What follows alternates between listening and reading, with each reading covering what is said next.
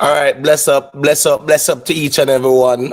Today is Sunday, November the 24th at 6:30 p.m. Yeah, welcome to another episode of Imhotep University TV. You know, so we say manners and respect. Let me just go through the formalities quick and fast and big up the ones and ones in mood there. Um, Mood man, yeah man, blessings, manners and respect. They are bright and early. TG Media, big up summer. Yeah man, bless up Pauline Bailey. Yeah, man, blessings every time. God for Goldburn, manners and respect. Yeah, man, for the two accounts, my general. When you say Pauline, the conference turn up. All right, that is it. We are going to like a reason pan it still. You see it? Only good karma, baby. Big up yourself every time. You know the thing go. Manners and respect. When you said TG Media, fully bell settings, what's look and listen, where you go on, my general. Big up yourself, Yeah, man, manners and respect. All right, so people, tonight it's going to be more of a political reasoning. So you know how the thing go. Big up to the people who subscribe for the musical reasoning. Big up to the people who subscribe for the political reasoning. Big up to the people who subscribe to the panel or the platform, so to speak, because them just rate the platform and how we get to work.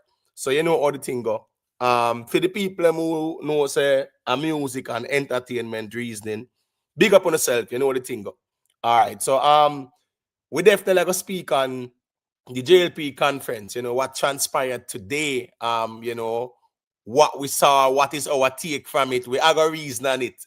And I would expect to see all of the PNP them step in brawlingly too and tell what is their critique because we know say people are gonna look for criticism. When PNP keep them conference, JLP I look and say, wait, how are really going? Up here, bark and no bite, and mostly photo upsettings. Let me see where go on. Then bring Vice Cartel on stage, Chuck. Then carry Richard Corp on stage, Chuck. That are nothing. You understand me? I say so. We definitely expect to hear the assessment from the PNP members at the platform as well. Big up on yourself, whether on a PNP or JLP. Big up on yourself, man. You know what thing go. People choose a side and yeah, man, we're not fighting nobody for them choices. All right, that's right there. Success over hype, you know what thing going on. Bless up in the manners and respect. Taya Campbell, yeah, man, big up yourself. Lynette Thompson, big up, Yeah, man, Rick Star, respect for the the super Chapman General. I will say manners and respect. Yeah, man, so people, definitely some conference, some political conversations. We definitely are gonna have George Wright. Yeah, George Wright was seen at the conference as well.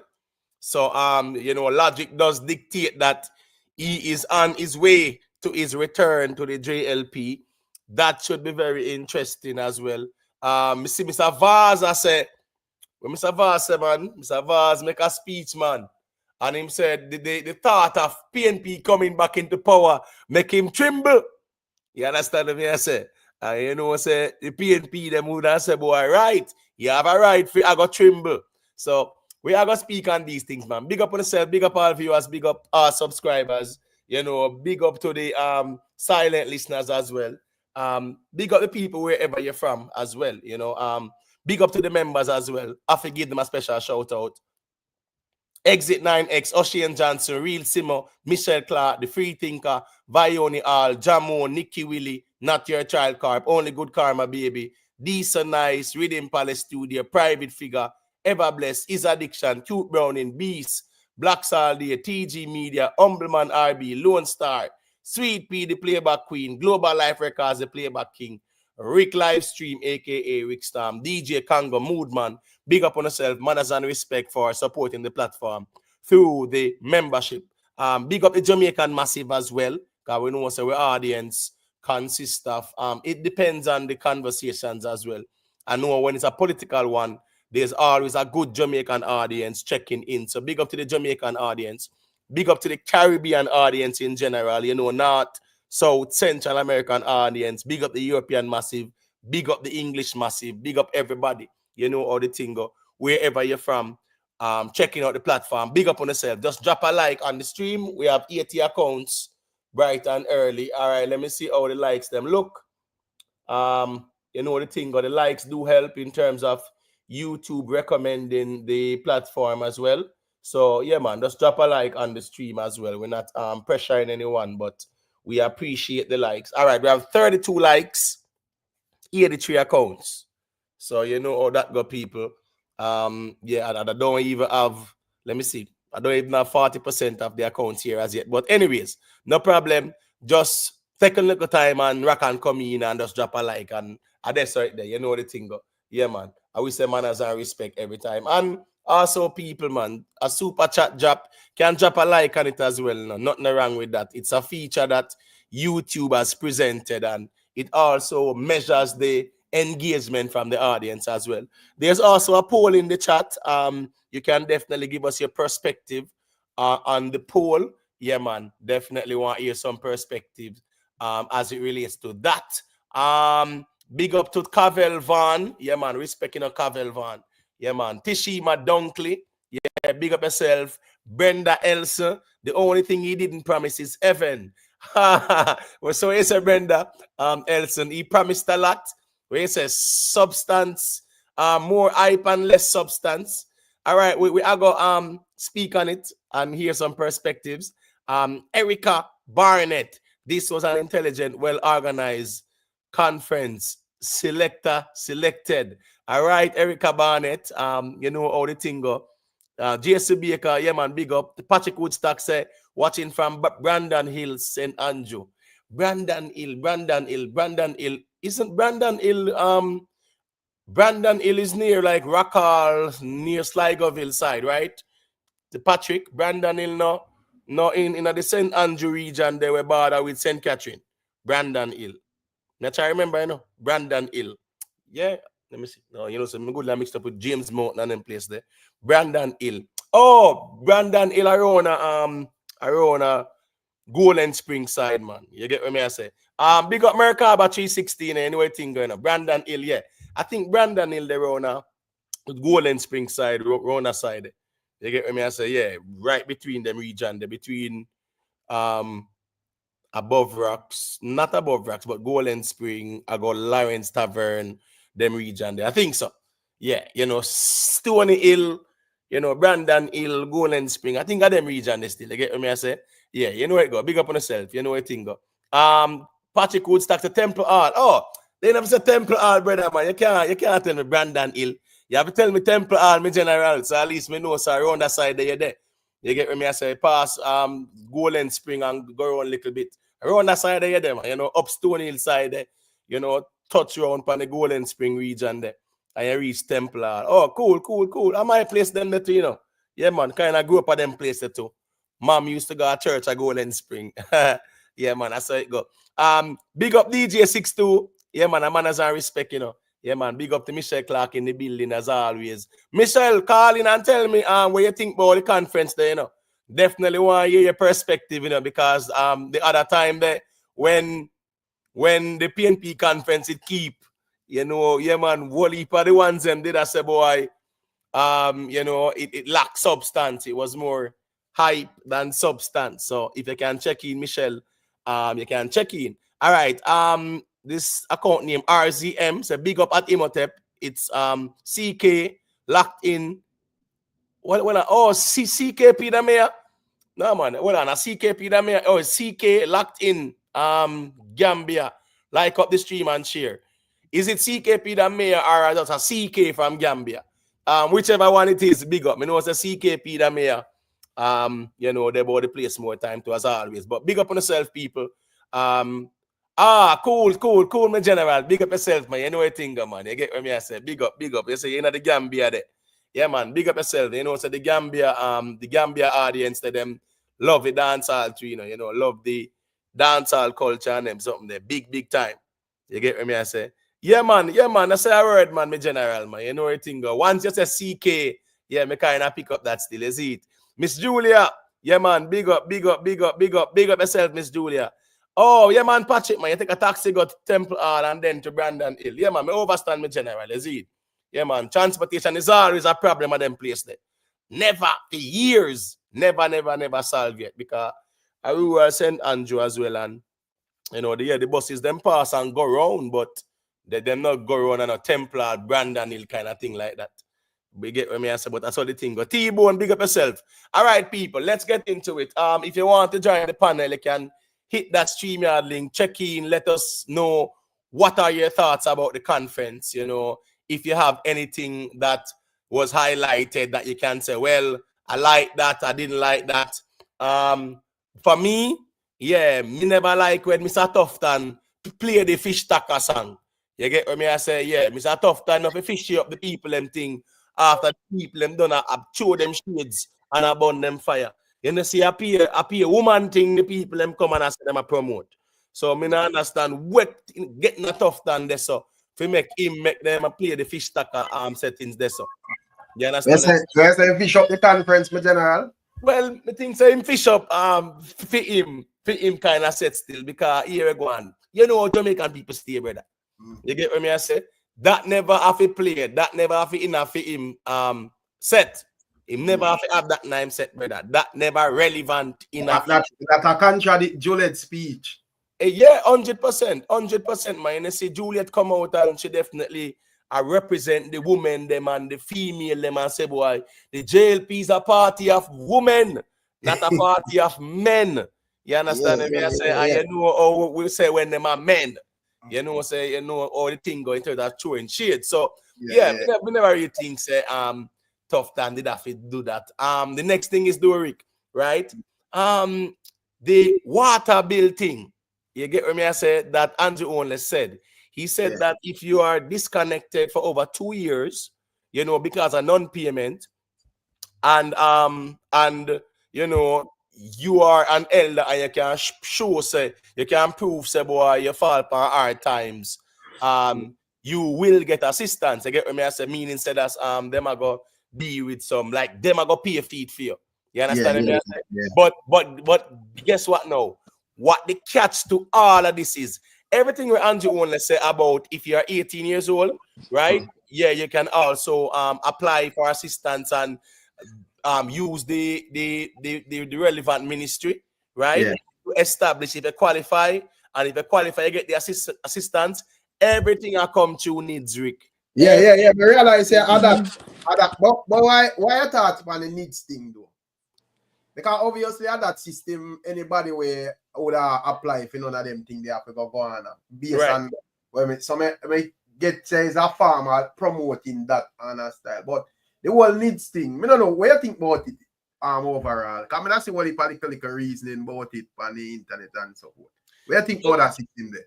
You know, say nothing wrong with the system, you know, because remember, you know, it's a system that is designed to account for your population, and it's more like you having a national database of the people them and them information. You get what me I say? A lot of people kind of look at it from a privacy perspective. You say, boy, them not really want a government to have all them information, but government have all the information already. Right. The only thing as me say, me view it as something that does be faster. You know, instead of you go through process around this. So yeah, you that just like you say, you can just use your ID and it will have validate certain things without you have to go through 1, 2, 3, 4, 5 step. You know, for a man run your ID, him say, this is this person, you know, if they're straight or not or whatever. So I don't know still. Well, me not see nothing wrong with the NIDS, because as we say again, because I know in the future we are going to, so I don't think that are going to be something like mandatory after a while in terms of how we deal with things. I don't know. Yeah. It's just going to the world. You know, the big problem was I soon get them out here, Miss Julia. The big problem with the NIDS was how the government attempted to introduce it at the time. It was poorly handled, and then they had to go back to the drawing board because of the legal battles, right? And then them come again and them say, all right, cool. The same people who are complaining about NIDS is the same people who make sure say everything where the American embassy asks for, them get it. Yeah, because when I look on it, I say, but I see procedures where and majority of them people are even they are foreign or whatever. So more I know what them use are foreign or whatever. Basically same thing, bro. Yeah, man. As I say again, man, the way they wanted to introduce it, it wasn't wise and it got some pushback. Miss Julia, Yeah, thank you big very up much. on yourself. Good evening, Yes, sir. everybody. Good Actually, evening. you know what the thing go. Yeah, Yeah, man. let me get this at the mic and hear what you say as it relates to your assessment from I the mean, listen, honestly, and me don't want nobody paint me green after this, but come on, be reasonable, people. Compare the two conferences. These people were talking about actual accomplishments that they actually made, right? And actual plans for the country, right? It was more organized to me, Yeah. right? Um, I think they had the benefit of watching the PNP make a mockery of their conference because them even show a lot of shade, especially when can hear me? There's a Yeah, feedback man. for some reason. Especially when him say, you know what? We actually were able to have a conference without talking about the opposition because we're so busy talking about everything that we did. And it's true because if you go through all the points that him highlight, and I'm gonna be brief, because I know other people will come in and talk on them. But he was talking about the job creation and the growth that they did, right? And the expansion of the ICT sector. Him talk about the health improvements, right? Him talk about the different infrastructure and social programs that they did, right? With the housing and the transportation, all that stuff, and we can expound on that later. And he talked about the IMF. Him talk about the fiscal reforms that he's going to do. I know people were in the chat talking about wanting to bolt money and stuff like that at that time. But he basically was saying that he's open to negotiations and cooperations with the IMF, which is for people listening, is the International Monetary Fund, right? Then he was talking about how the tax reform, right, and the pension, which have to do with our old and our young people, right? He talk about the strengthening of the crime prevention, and he talk about education. And I loved when he said that, listen, we don't want to perpetuate what I'm saying on education, are people not going to school, poverty, sorry, create a cycle of perpetuate poverty by having people not going into school. So it's like it must they I might actually think talk going out about there, Miss the Julia. things that they Miss actually Julia did. going They expound on it later. No, I'm just saying that I'm going to wrap it up. No, I'm just saying that they actually. I'm not going to expound any further. But I'm just saying that they actually talked about solid things that they did, and they did make a mockery of it. So I appreciated it. It showed a lot of stuff. Yeah. Anyway, continue. right. No, man. What happened is that we lost it for about a couple of Oh seconds. yes. Oh, you lost me. Oh, sorry. I No, was for a saying. couple of seconds, but we, Oh, we definitely but you yeah. definitely hear what I said. Okay. Yeah, man, definitely. Big up to Cute Browning, James Bond, EJ Watson, Time Will Tell, Money Pro Music, Chakadi. Big up to everybody in the building, Damian. Big up everybody. Drop a like on the stream, people. 192 accounts. If you want to join the panel as well and share your perspective, the link is pinned at the top. Moderators, please and thank you. Pin it in the chat as well from time to time. Thank you very much. Fiona number one, big up yourself. All right, so Rick. Yeah, we definitely know all of these things being discussed. Yeah. NIDS is going to be a prerequisite. And that is fair enough too, because there should be no opposition to NIDS. It's an identification system. You go and you take out the driver's license, you fill out documents, you get JP sign this and sign that, you submit your birth paper, you submit your address, proof of this, proof of that. Me no say why nobody fear hide. I say boy, them afraid of NIDS. So nothing wrong if NIDS is going to be a prerequisite, because at least you need a system in place where you properly document and you can monitor data as well. You need data. Every government needs data.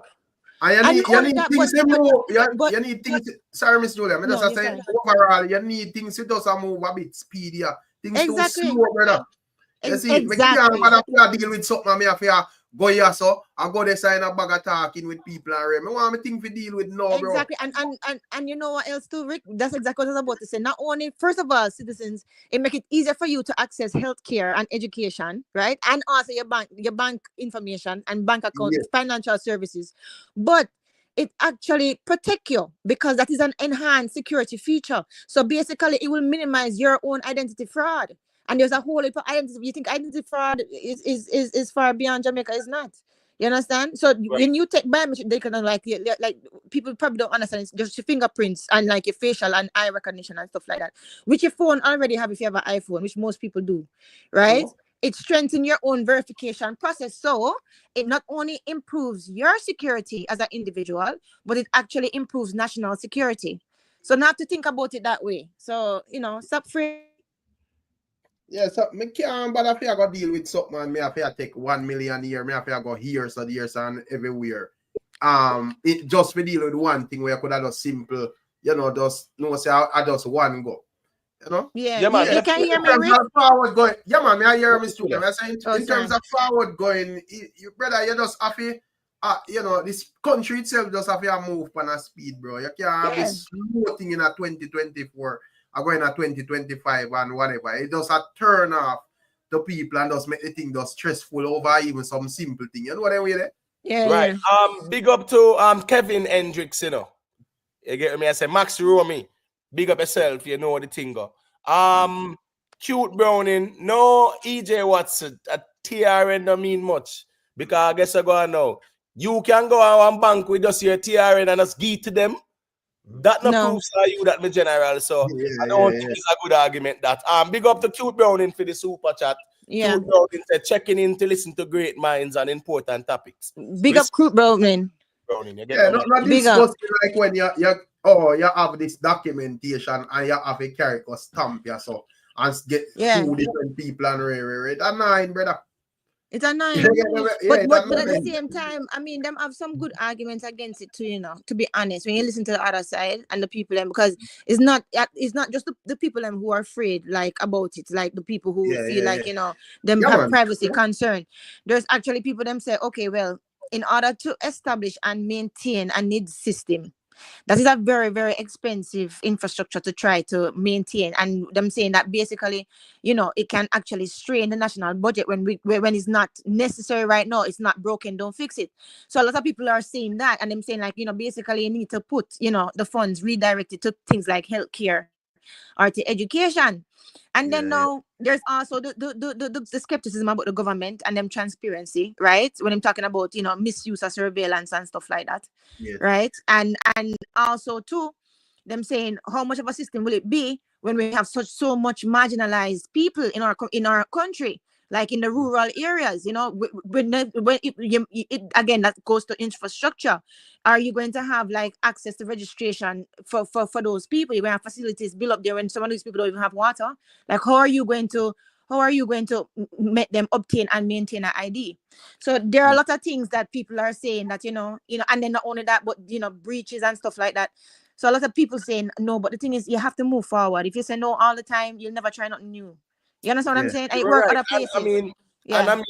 Updating the national database is a part of our infrastructure development as well. Exactly. And it's a must. It's not something where you can say, oh, do we need it or not? I think it's needed because at the end of the day, you need a national database there where information is electronically stored and easily accessible, and it cuts away a lot of the red tape bureaucracy. Yeah. You understand? Yep, it does. So at the end of the day, the same people who will oppose NIDS are the same people who will willfully give the US Embassy all the information. All of them information. And that's the hypocrisy in it. That's team. the hypocrisy. Because man come over and work with it and with no questions asked. No question at all. And even exactly. look down on the other Jamaicans and I say, but you don't have a blue book or whatever. So exactly. they're on our level and rate. But you complain about the same thing in your country, brother. Facts. Right. No, but I'm just telling you what the other side saying. I'm not But I show you some more time. If we even want to keep it locally, right? Yeah. They are willing to give everything in terms of their personal information, subject themselves to a biometric test and fingerprint and everything, and submit it to a foreign state. Yeah. Right? With the hopes that state might give them one visa. But the country where them born, right? They are going to object to give them the basic information as them wanted or them a criminal. A criminal as alone wouldn't really oppose that way there. You get what me I say? That's right. They started to show them ID there, right? Yeah, man. Yeah. They started off I think it was in July, August, them kind of launch out. So yeah, them fully active now, man. Them fully active now. And I think, it just needs some more public sensitization. That's right. I think like John Public we take it with the way or right Andrew so that deal with it where man, would encourage one say you can get this benefit here or whatever, but you have to go sign up with that. He not really said that word for word, but he Right, was saying, right. But at that I go on. Yeah, because yeah, what so what you think like Jamaican public are gonna look on that? You feel like them and them look on it like one look on and I say system this and that or whatever. I feel like people kind of have the understanding, say, yo, a modern time now, and we need to go forward. All right, let me show you why I'm gonna say Andrew only smart that what him do, right? Bless up to Lynette Thompson. Thank you for the super sticker. Where you know, when I said there's a thing called carrot and stick diplomacy, right? Yeah. Where you know you give the person the carrot when them good are, you just use the stick when them bad. Now, in the case of the tax credit, the 20,000 tax credit, right? Where people can get back cash, them get back the money. You understand me? I said, yeah. What they will do is use the NIDS and say, yeah, man, just make sure say you're enrolling in NIDS and everything like that. People will be willing to do that to get that 20,000 there. You understand me? I say the same person who might want a little assistance with them light bill or them water rate or assistance with the part program and things like that. All of that will be incorporated. So it's more like a win-win situation. I mean, if he said, Andrew are forced nothing down about the truth. And there are incentives as well to actually have your needs because you can go apply for the tax credit and whatever and get it and whatever other social benefits there is. Exactly. So, yeah, nothing wrong with that. But Imhotep also too is not. You remember when I said to it not only improve your security because it's biometric, but national security. Think about it. If we have a need system, how much more easier would it be for certain systems that we need, like a pedophile identification system, and you know certain. Sorry, I'm not going to say certain words. Right, that type of system. How much easier would it be for us to be able to access that data to protect children or protect certain people, vulnerable people from society, right? Because you have to check these, you have to check people. So I mean, you know, it's actually good. It's actually a good thing to protect children as well. So you have to look at it that way. The problem is it's a cultural thing.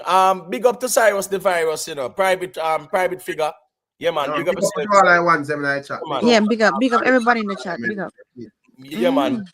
Big up to Domin Ants as well. Yeah, big up to Valve God Favor, and boy, Valve God Favor. We see you over Rick live stream, boy. Me I tell you, abandon the whole abandon the whole place. You understand me? I say, but big up yourself. PNP them bad.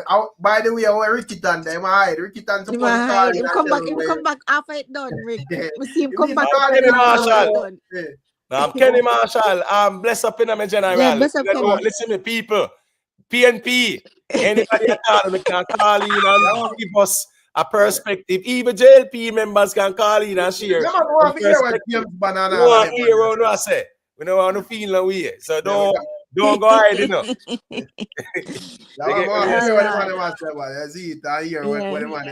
What them views on the whole thing and whatever, you know. Mr. Vegas should have go bust too. But I think like them kind of, you know, strategic in how them do it. Like them I say, yo, we want the main focus for beep and like we leaving a message with the people and not necessarily, you know, make it overshadowed by entertainment and so forth. Which was smart. With like what go on at the PNP conference. Things were said and so forth. If I'm gonna listen keenly, you know.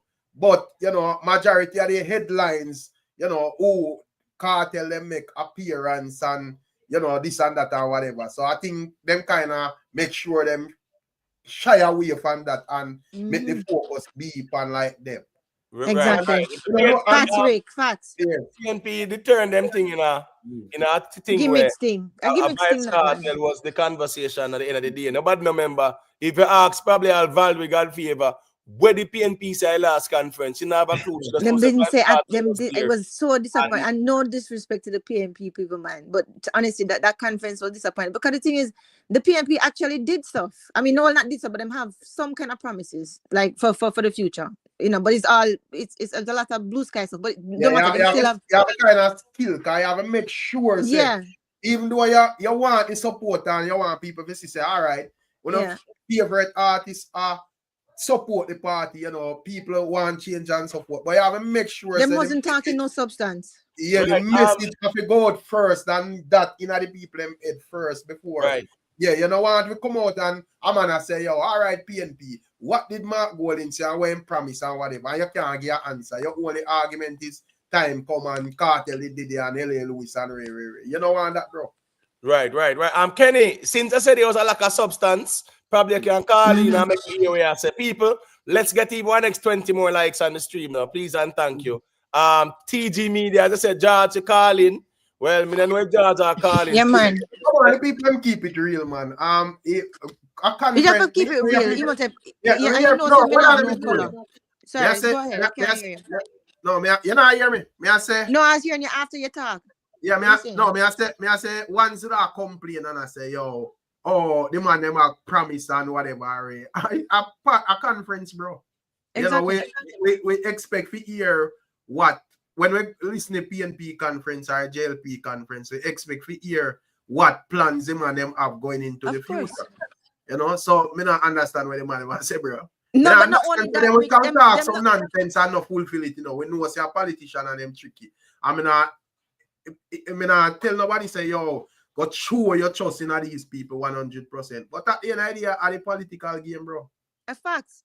But them not only talk about the future plans, them talk about them accomplishments too. And yes. You understand what I say? And the PNP, them wasn't talking about too much future plans at all. It was the whole heap of gimmicks. You're right. 100%. Listen, the comrades, you know, hide man. Comrades there, man, the Carlin, I make you know what go on, you know, are is he down a step forward and admit, say, well, the JLP was all about substance, right? It wasn't a photo up, it wasn't a political standing. No, at least Mr. Mackenzie did call out some Accompong JLP Maroons. So it clearly assure you say that one they shocked me like whoa. It did shock me too. So now me start to understand how this Maroon thing I go. I saw them deep in the politics thing, brother. No, but Rick, remember me to tell you, watch this now. Me to tell you, say, the previous Accompong chief was JLP. I've said it before. It depends on the lives, bro. Because guess what now? Remember, you know, them they try to overthrow Curry last year, you know, Rick. Not last year, the year before. Remember, it was a big thing on the internet, right? Remember that try to get rid of Richard Curry? And then man that try to get rid of Richard Curry. Why the end game for the Maroons? What the Maroons themselves are trying to achieve though? All right, so because me think say, you know, Maroons would you know, like they in our little circle and them a deal with where them a deal with. Yeah, so but to what me see now, brother, from both sides, them are them fully political. So I want to know what exactly are them end game. Well, all right. Let me show you something, Rick. All right. Big up to Electoral, big up to Militant, bro. All the ones and the ones. Watch this now. The JLP Accompong Maroons, let me tell you why I will support them. Yeah. They are all for a one united Jamaica. They don't see themselves as no Moors and Richard Curry push and the whole Maroon exceptionalism there and the sovereign state. Yeah. They are not about that. It was never you know, in their culture to behave that way there. And Richard Curry come and tell them about the sovereign thing and sovereign nonsense. So but the JLP Maroons are more about inclusivity. But that's why they said it too. Them is about them separatist thing. Yeah, and today they said it too. Imhotep, if you remember when they went outside, that's why they were saying, "Oh, we believe in one Jamaica under God." You know what I mean? And out of many one people, because and he was lifting up the arm, that maroon hand. So I mean, them is all about inclusive, and basically the card what them pull is the enemy of my enemy is my friend. Basically, that's what, because the maroon there are the enemy, are the rich. Because exactly. Miss Julia just got to where I said, they hear the man and say, yo, me see some man that I think, I don't know if you need to watch a party I show when them actually outside a party. Here, you remember a Prime Minister Andrew Wallace or Christopher Tufton or one of them. I say, yo, me see some man bring about 20 Maroon a conference over. So I hate the Maroon there. So I say, wait. Backside. Because if you look at the crowd in Rick and what is in Rick, conference are where money really spent to brother. Because what is now, them Maroon there, not even the Maroon them, none of them people where you see. All right, the demographic are what black poor people, 97%, 98%. We understand how the conference settings run. But here we go now. Not one of these people willfully buy one JLP shirt or pay in a bus fare if you come there. You know a thing go. Now is a time for everybody get a little piece of food, then get a bus ride, then get one shirt and one cap, and everybody party and then merry. So at the end of the day, still, the conference thing was always a moment for, you know, that type of environment there. From all walks of life, them link up and them put forward them agenda and them something there. When it comes to the whole Maroon thing, Rick, Richard Curry is a serious issue. And when we say serious issue, I mean he's annoying, but at the same time, he knows that legally him not have no standing, but him only a try to posture same way. Richard Curry no rate no Mark Golden. Yeah, he used to work for them, but Richard Curry not care about them like that. Richard Curry want Mark Golden win because him want to get more. Him want Mark Golden to recognize them as sovereign indigenous, right? Him want Mark Golden to give them the whole of the state land up there, yeah, and all the resources. Him also want Mark Golden to give him more license to plant the ganja up there as well. So him more I work with him personal agenda and not of the Accompong people. That are the problem when we have with Richard Curry still.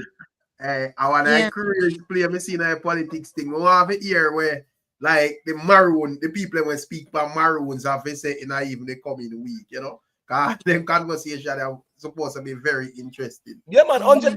Because what you say now? Remember saying LLU say Paramount, I Chief, whatever, right? Niang Kipong and they sitting there. And when the big PNP, a professor my PNP, right? Yeah. Right. But, probably why me kind of surprised is probably the labor rights side would have been more quieter still in terms of like, you know, I don't know if probably like because Curry kind of does like more active social media wise or whatever, and you know we know about him and whatever and Ray, you know. But as I said, probably me need to look into it so deep. But me kind of you know, Maroons and Ray. Yeah, the problem now is that all right, you see Colonel Ferran Williams now, he more aligned with Daniel Z. Basra them. You get what me I say? Because me say, you know, remember, him did in a power, you know, him Curry then get out of power, you know. But when Curry then bring in this whole sovereign state thing and all them nonsense, you know, the man then realize, but wait, which the route where Curry go in bound to get their Accompong Maroons and some tussle with the government. Worst of all, when police go up and them talk about 1738 treaty, I run our police of a state land, and then Richard Curry have tall up behind him back until the FLA say have to bring it in, and him and in lie have going with and them something there. So it was always more of them agitating, but them man a labor right them support. Curry him a PNP because of the whole Mark Golden there in Bunting and Golden thing to when he used to work for. So you know how we start team allegiance there as well. So like all Gargamel and them man, they will just say a blaze of fire, and I say them want like a change or whatever. What would that be for them view, but like even them Maroon support that government? Yeah. But remember say Buju and Curry them did form an alliance, you know. Yeah, because now that means because with that you know say them view them like the other side. Thing, you know? They're not friends. Oh, them not friends. Those the side where Buju with for them Maroon side with Curry them. They're not friends to the I'm saying the other Maroon. Richard Curry and Buju them a big friend. Remember Buju met them get the 200,000 US recently when I concert then. Remember yeah. The donation in our yeah man, the 200,000 US not 30 million that man. Yeah. Well, I think probably me, yeah, as me say, probably me because probably at all social media kind of put it like, you know, a particular government. Yeah, can you hear me? Yes, Mr. Williams. It's going chipping in and out. I couldn't hear no say Richard Curry and Buju is. I said Richard Curry and Buju are friends. I'm just saying that you talk about the rest of the entertainer them, how them see the Maroons them over the JLP side. They're not friends. Right. So what we were saying is that with Richard Curry them and Buju, right? You know, Buju Bantan gave him 200K the other day, 30 million that. You might hold my money up there where you can try to get water and whatever for the people.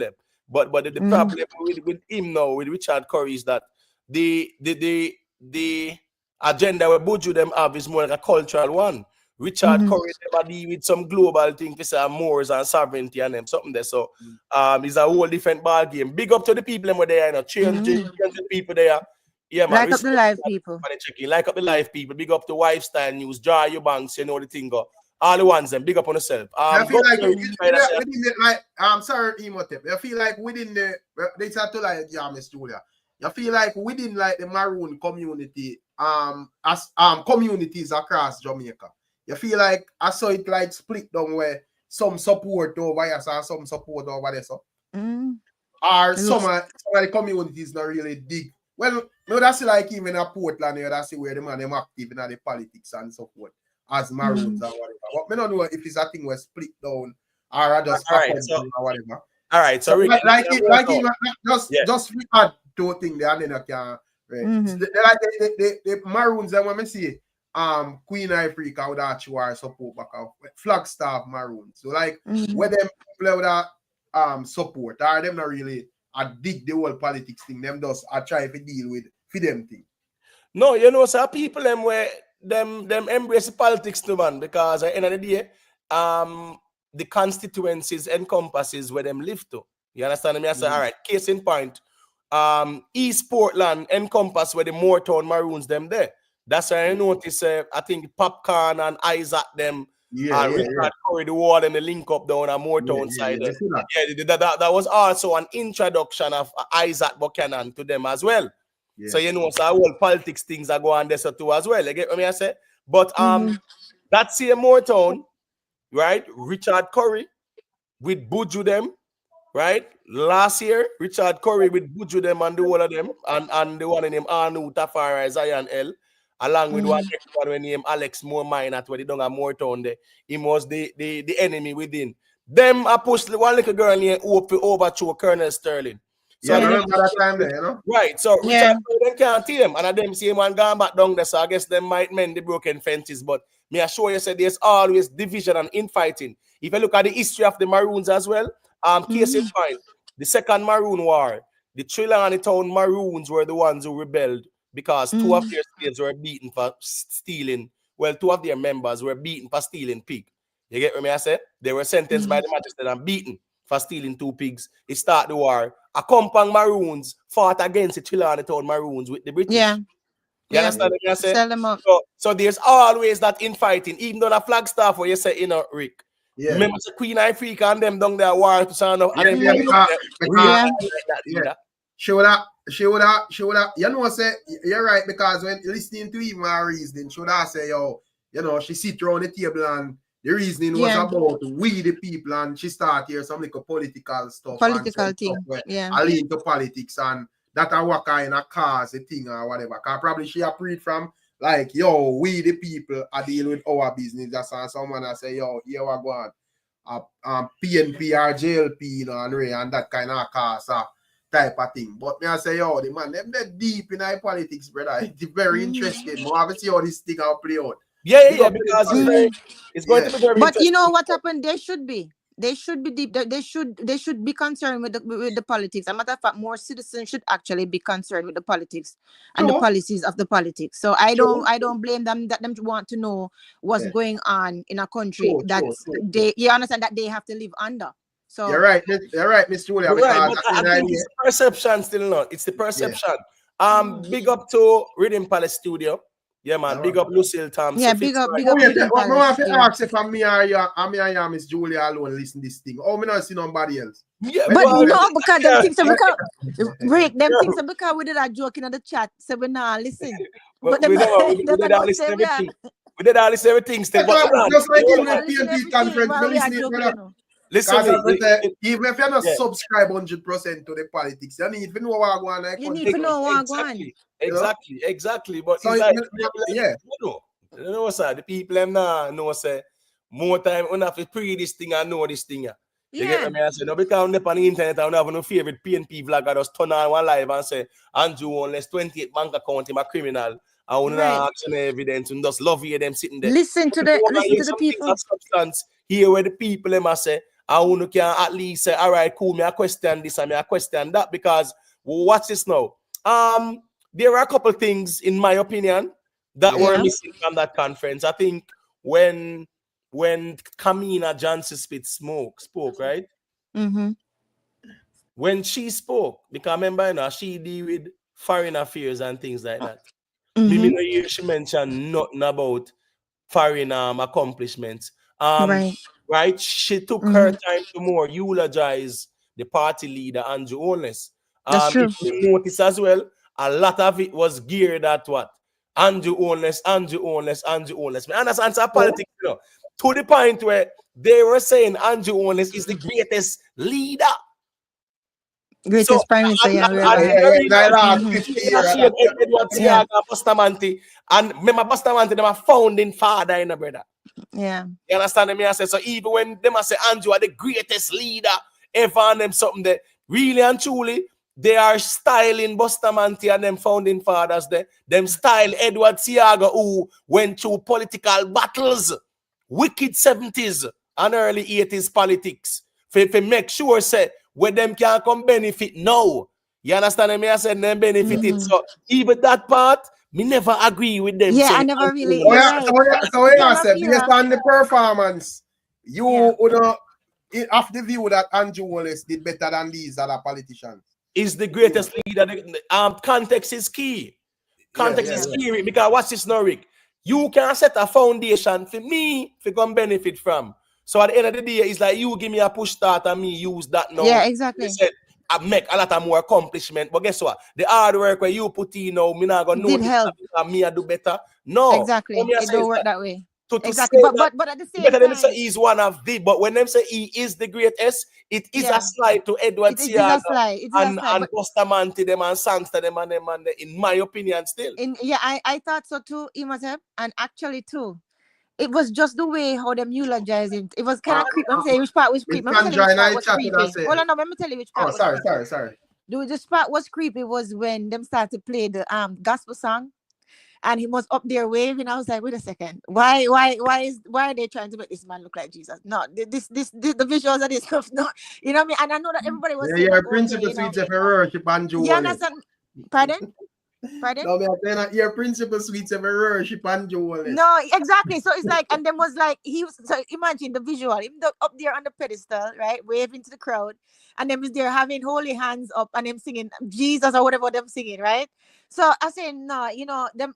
This to me seemed like communist China in a little bit. It seemed a little bit kind of pushed to the edge, but at the same time, I understand what them doing. Them trying to basically inspire the people. Them know them audience. And know Jamaican people are very, very religious and tribal. Eric. I said context is key, you know. So obviously, majority of who was there, including religious. The MP, them would have be of the view that Andrew Holness is the greatest prime minister in the last 50 years. That's how the man. But they never said that though. No, that's the problem. Greatest prime minister. Them actually. So me no remember. No, some said. No, that's not what they said. No, some said he's the greatest ever. The greatest ever. That's what he said. Well, may I say, 50 years would that be a steep thing for judge. Them's the greatest ever overall, no. But may I say, yes. You just are trying to ask Imhotep, the people would that be of that view. What context you think them would have speak from to come to that conclusion? It's more of praising him and eulogizing him. Yeah, it was praising the party leader and at the conference. That's all right. That's right there. I think it's more down the road. So you don't feel like, because you have like Bruce Bowling, Edward Siaga and so forth in a more modern time, in the last 30 years and whatever. So you will not feel like probably the people are looking and say this man perform better than these other and get but it was overkill. Yes, but it was overkill. It was definitely overkill. It was definitely overkill. All right. You know, I mean, like a quick thing there. I'm sorry. No, go ahead, Miss Willa, make a point. No, what I'm saying is, see, even Shauna said, she said, yes, worshiping the leader too much. That was my concern. It felt creepy at a little bit at a point. No, but I understand what Rick's saying, you know, like for the past 15 how much years, he is a leader of action. And he is one of the good leaders, but great leaders. But one off. The way how them eulogizing today, it was like as if this is the greatest leader Jamaica ever had. No, you can't say that. Right. That's in terms of, all right, leave like the PNP leaders out there. Because probably a PNP with their hands down, disagree and say whatever. But compare like a Bruce Golding or a Edward Siaga. Me don't know far with the knowledge because it relates to like these people. But would you say Andrew Wallace is a better leader than these two? No. Andrew I Wallace wouldn't is say more that. greater than not Edward Siaga. Not No. Edward Siaga. Not Edward As a Siaga. matter of fact, there's only one compared to Edward Siaga, and that will be Bustamante. Right. Because he's like a founding father. You understand what I say? But Edward Siaga, where Edward Siaga do, remember, you know, if I never Edward Siaga, you know, in a real life, you know, let's keep it real. If I never Edward Siaga, whatever the politics go on, and whatever external intervention that took place, because we know the history and we leave that in the past. But if I never Edward Siaga, Jamaica would be like Cuba. Yeah. Our chances are Jamaica would have been invaded by the United States the same way how they did in Grenada, based on our political ideology at the time under Michael Manley. And that's the reason why they squeezed our economy as well. So Michael Manley, while he was holding a position of say, we are an independent country, you know, we should be able to make our own decisions. Michael Manley misunderstood the geopolitical spectrum in the Western Hemisphere.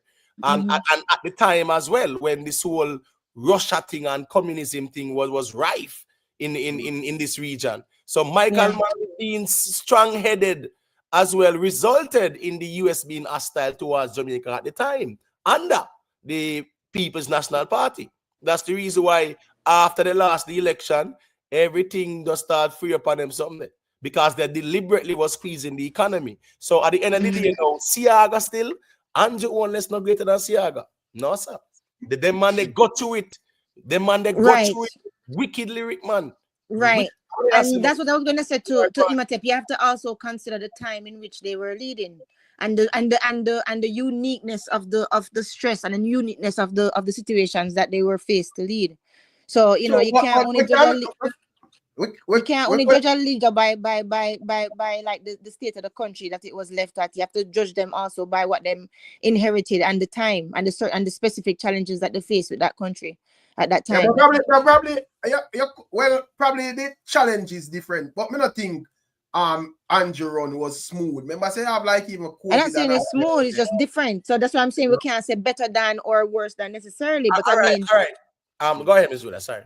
Yeah. No, I'm just saying, like, I don't think Andrew's run is smooth, but I don't think he's any Siaga. I don't, right, maybe if he was in the same situation as Siaga, maybe that would have inspired Siaga to come out of him. I don't know. All right, but I'm just saying for the circumstances, no, I don't see the measuring stick there. All right, so I'm gonna say this, right? As it relates to Andrew Wallace, because I was privileged to be in the constituency when Andrew Wallace had a run. Yeah. And that was 1997 when Andrew Wallace had a run against Dr. Warren Blake. It was AJ Nicholson of the PNP who had that seat, West Central St. Andrew, from 1989 until 1997, when he gave it up and the PNP chose Dr. Warren Blake to run. And he ran against Andrew Wallace. There was a recount. There were a lot of allegations against the PNP. Some PNP ballot boxes were stolen. They had recounts. I think they had a second runoff as well too. And even that went into another recount. So I say that to say that at the time when Andrew Wallace came into West Central St. Andrew, it was a strong PNP area. It was a PNP stronghold, so to speak. And then now, him did have to go up against a PNP stronghold in our way. It's not like Mark Golding now, where Mark Golding won. Mark Golding was made the Justice Minister in 2011 without being even an MP, right? And then when Dr. Omar Davis left, over, is it South St. Andrew or whatever, over the side of Rima Jungle side there, right? When Dr. Omar Davis left, they placed him in there, and that's one of the safest PNP seat. So it shows you say one get it on a platter, and one did really have a fight. And even after 97, when Andrew Wallace won, the next election was 2003. Right, 2003 election, right? That was the next one between him and Patrick Roberts, and that was very, very close as well. So it was always a tough one for Andrew Holness, man. I really solidify himself now. And you know, say for the past from 97 until now, that's over 27 years, right? Yeah. He's one of the great ones for sure. He's definitely one of the great ones, but I wouldn't say that he is the greatest leader. What do you think about like Bruce Golding though? Comparing him to Bruce Golding? No, not Bruce Golding. Watch this now. Bruce Golding was considered a big traitor by the JLP. And that's the thing about politics as well, where when you look at these things and you look at the whole history, Bruce Golding was a member of the JLP. Bruce Golding was next in line, you know. You understand what I say? Bruce Golding left and went and formed the NDM, the National Democratic. Remember them time, right? National Democratic Movement, right. Yeah. And after that, it not work out for him over there, so him left and he come back at the JLP. Remember at one point in time, Bruce Golding, when him bond them out to, you know, Bruce Golding talk about it, there were times when Van come park up beside him and I want back sitting in the talk to him in real life, man. But long story short. But that's what I look for, like performance overall though. All right, the performance overall, the thing is that Bruce Golding got only a short term from 07 to 11. Him never in there too long. Remember, so the whole thing we're going with down a garden there. Right? That mess up Bruce Golding because he blunder big time when him come out and said that Jamaica's laws are not made up all up road. And that was the chat something that kicked me off again. But I wasn't saying that we were exactly like communist China. You can't take exaggeration. It was about communist. Somebody write about communist China. Kiss my teeth. Clearly, I was exaggerating to make a point. No, I'm not paying mind, but me just said like it's a figure of speech. Yeah. Anyway. We're not saying that. Me ask you something. Even though I don't relate to the chat still, but according, you have comments over comments, meaningful comments. So all right, one should have probably say even like what Alex has say when it come on to like Bruce Golding and Siaga, them never have like a COVID for content with where affect like the whole world one time. And based on one should I say probably it's not perfect, but you know them think Andrew Wallace should have navigate Jamaica out in our way. Yeah, he did a good enough job. Of course he did a good job. He did. But what's the question? Like that and say, well, you know, I know probably if somebody else would have the country at that point in time, they'd probably wreck it or whatever, you know. Well, if you listen, you know, when Desmond Mackenzie, I think when Desmond Mackenzie, was it Desmond Mackenzie? When he did read out the accomplishments of Edward Siaga and him farm and them sitting there, him create the heart and the drum pro and all them something. You understand me? I said? The reality of things is that Edward Siaga, you know, was very influential in Jamaican politics even from the 1960s to, you know. You understand me? I said? So he was extremely influential in the Jamaica Labour Party and in a Jamaican politics from them time there up until now, even with Bustamante them and with Donald Sangster them.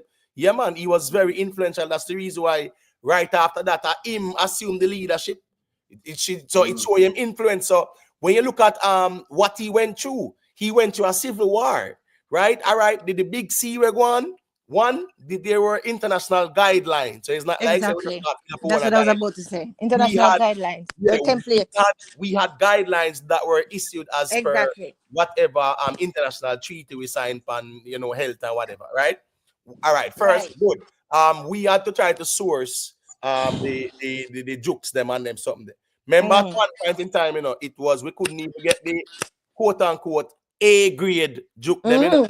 We go over England and go get the AstraZeneca one them where them say as some B grade sitting. While the English people them did not take the A grade from America, the Pfizer them, right? Them are saying the AstraZeneca, but at the same time, our government, right? And that whole big C thing that should have shown the world the racism as well in the health sector. The health sector. The richer countries were stockpiling on the Pfizer vaccines. And the third world countries couldn't even get to buy it. Imagine, you know, watch this now. You have some countries, their population is like 2 million people, and they wanted 6 million doses. You get what I say? And you have a next country who can't even get 100,000 doses to buy. because a Pfizer and a A grade and them something there. So that is how they did it. So long story short, Jamaica had to go to England first to get the first doses. That was the company name, AstraZeneca. Yeah, man. Yeah, but Rick, to Yeah, talk so- to but the question that you asked, right?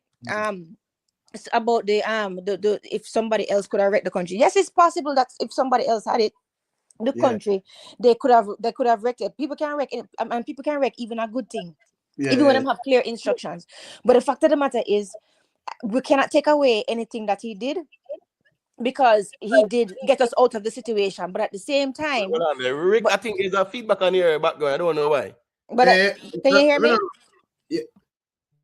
Hello? Let me feel me ready for thing there. Yeah, So man, yeah. I wonder for me and Miss Julia alone listen I to don't know. conference because where the people there?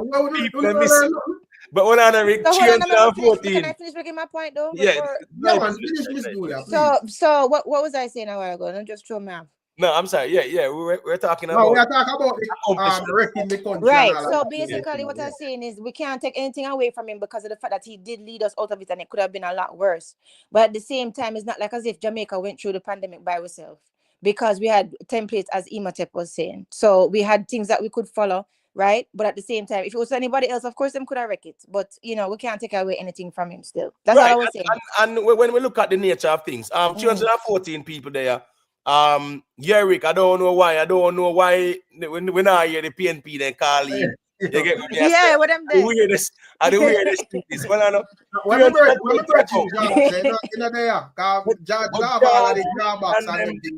Yeah, when them people let them and all right, Sophia Jacobs people, 132 likes, 310 accounts, we're there 1 hour in.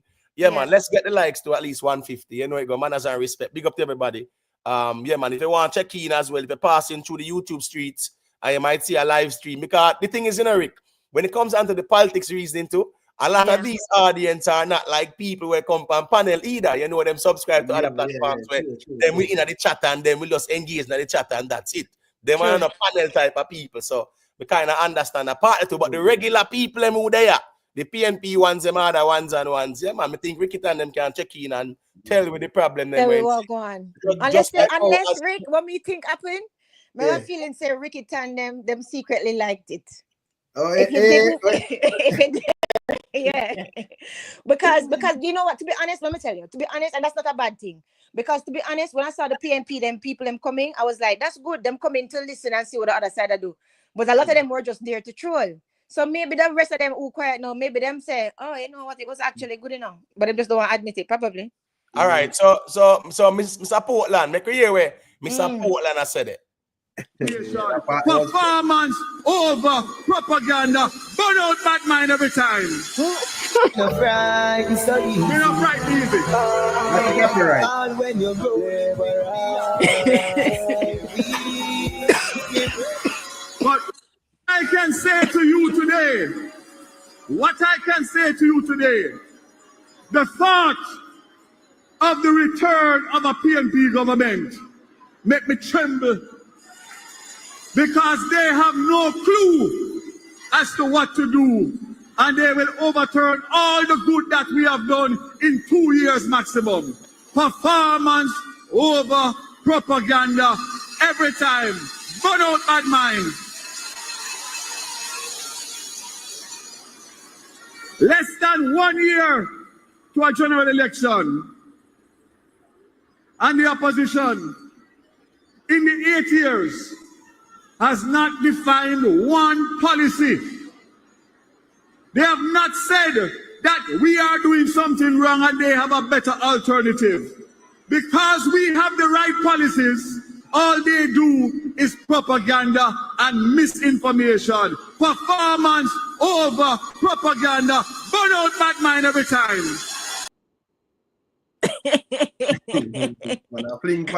Rick, the fact that this sweet me, see? All right, so in a real life still, big up Germany Simon, you know. Big up the ones them. In a real life still, I think the PNP, unfortunately, you know, has been labeled a propaganda party because one, the people them represent them, the vloggers them represent them, a peer propaganda, brother. Brother, me I wonder how the man them do it. Like, but watch this now. Our man fi title alive and I say Andrew Ownless caught stealing billions. You get me? I say no evidence at all. You understand me? I say Yeah. wicked Ownless Madness. 28 bank accounts because people were saying 28 bank accounts. Where the law say something wrong with it? In that court now. In Canada Ghana court. So if anything for expose now is the time. Yeah.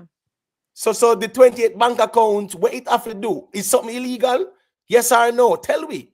And that we are talking about. So that's why when as I say, boy, performance over propaganda, the Mark go on and carry the people them down the road there. Yeah. But what? All right. So what exactly you think like Mark Golding could have done that? What would that be any different from what he might do? Where would that be a smart idea? Because probably when you really look on it, you know, there is a lot of things where probably Andrew Wallace administration can brag about and say, see, we are do this and do that and whatever.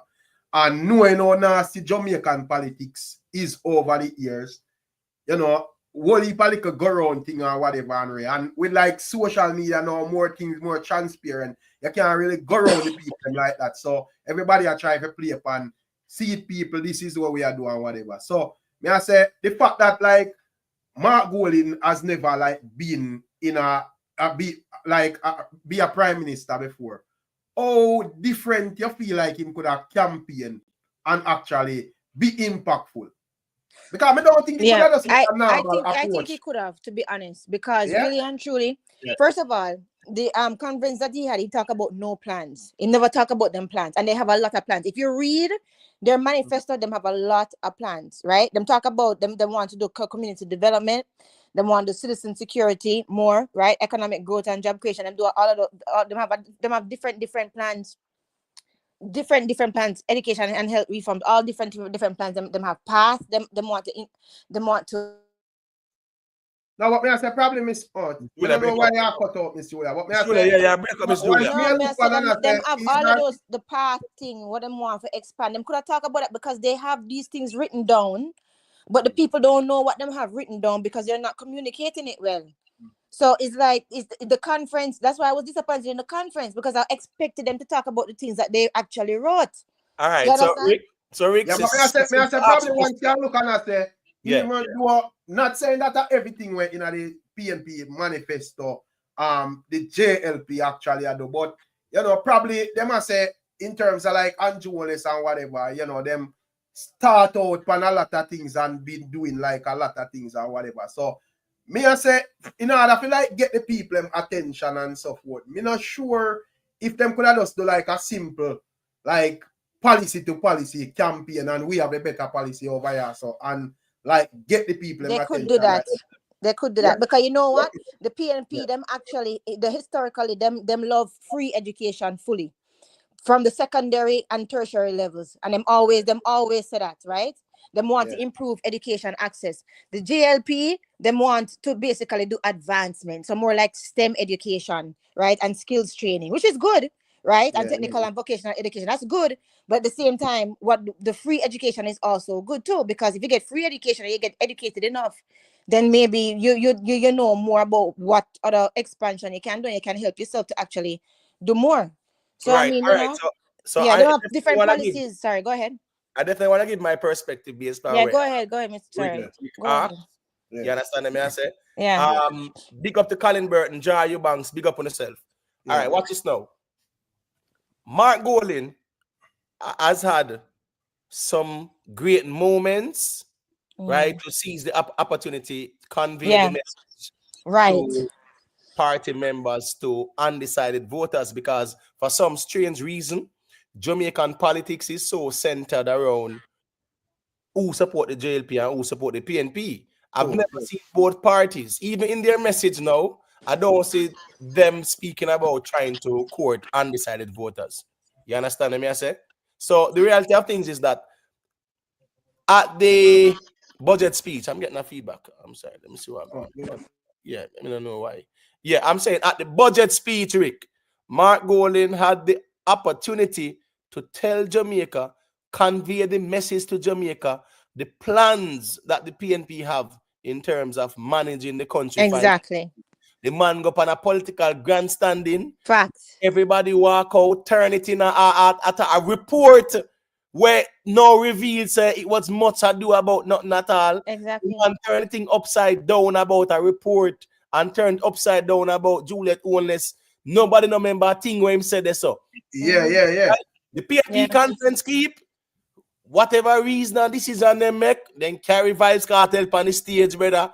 And that took away the whole of the attention. Nobody no remember. Don't remember this, but Imhotep, conference. Sorry, Imhotep, but also too, right? Even the plan what them have for the community enterprise zones, what them have, the CEZ, what them have, right? That basically I'm trying to say have them economic growth for like small businesses in Jamaica, right? And the CEZ, the community enterprise zones, them supposed to basically them stimulate the local the economy, right? So them going to have more vending there, more entertainment there, right? So him can talk about those things that him saying want to do. Him never talk about not one of those things. Not one of those things, and actually wrote it down. Yeah. My observation. Me think like right now it's the political battlefield is more of who can run the country better. I don't think right now where I go on, it's at a stage where this person wreck the country and we need to like get them out, whatever. It's more of who can like deal with it better and so forth. So me I say I don't think just approaching the people and telling them say, yo, here we go on. We are gonna do this and do that as the PNP. Probably people that look on it and say, well, even though it's not completed and unjournalist, them might do some stuff or whatever. So them should have done that. I think, but me think say probably them did want some more enhancement in terms of like, you know, the propaganda or whatever, or the narrative and whatever them do out there or whatever. The only problem is that some of the time it would appear for like overshadow the message as well. The ones they would have say, you know, say a man depend him campaign and you leave speaking about Vibes Cartel or Buju Banton, and the message is not the main topic in the whole thing. You see it? Yeah, right, but that's the thing that to me that is what make them feel, because not only are you not getting the people that actually would appreciate the certain things that them doing, like them even trying to do stuff for mental health, right? Yeah. But at the same time, the people you're basically relying on people that are just loyalists because you're keeping them in the dark of what it is that you're actually doing. Yeah. It don't make any sense. And not where people are done or whatever. Right. But, all right. So you feel like the majority of the people would I really sit down and like listen and speak on like politics and care about like policies or whatever, or it's just about like, you know, me love PNP and me love JLP and this man a thief and that man a this or that man a that or whatever. All right, so all right, so the difference is in a Rick. There is a demographic difference even on YouTube as well. What's this now? The people when you see they're on YouTube, fully active on YouTube, majority of them is not people on the ground, right? Oh, yeah, that's right. The people on the ground are living a different reality from where even people on the YouTube will convey. People on YouTube will say Jamaica starved down there, and the people they make it look like say everything are going bad at Jamaica. Yet still you don't see the people that will live down there are complain or a protest. So my point is sometimes the perception of people, especially who are overseas and in the diaspora, it is different from the reality on the ground. People are say progress. If it's a farming community, they are getting assistance. They are getting assistance in terms of the whole water catchment, water harvesting, technology in terms of how to grow them crops better ways and whatever. So if they are in farming communities and they are getting that assistance, then I saw people vote. Yeah, people vote based on whatever benefit them and what is in their interest. Right, but Imhotep, what you said is a perfect point, because and that show you how lazy the campaign was.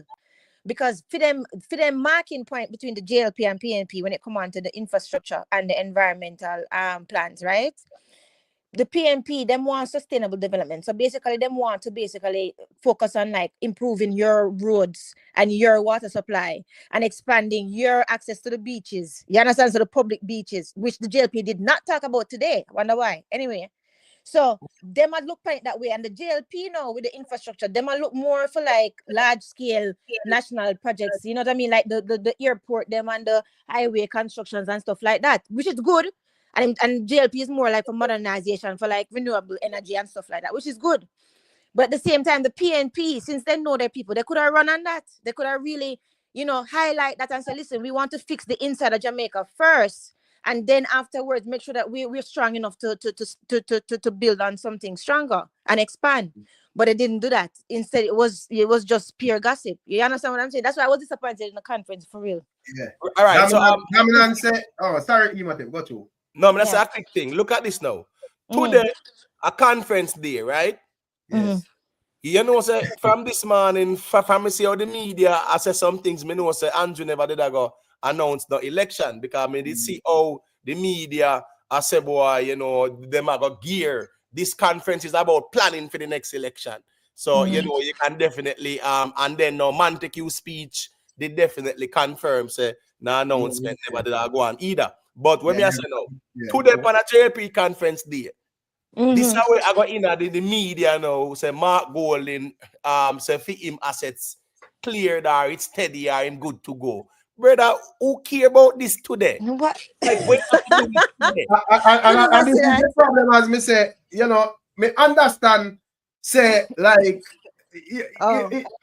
politics, brother, and whatever. But me I say, it's like, some of the time we want to do something like them a play upon people, like, them a rely upon people when I really study certain things or whatever. Exactly. So, if like the man them realize say like the mass of Jamaica can really spend time to look into or just deal with like the policies or what we have to offer to we as the leaders or what we have to offer to the country itself more than whatever. Because as me I say, me not really understand how that really drop in. Yeah, your thing clear, that is a good look, but what that have to do with they have nothing to do with the price of rice.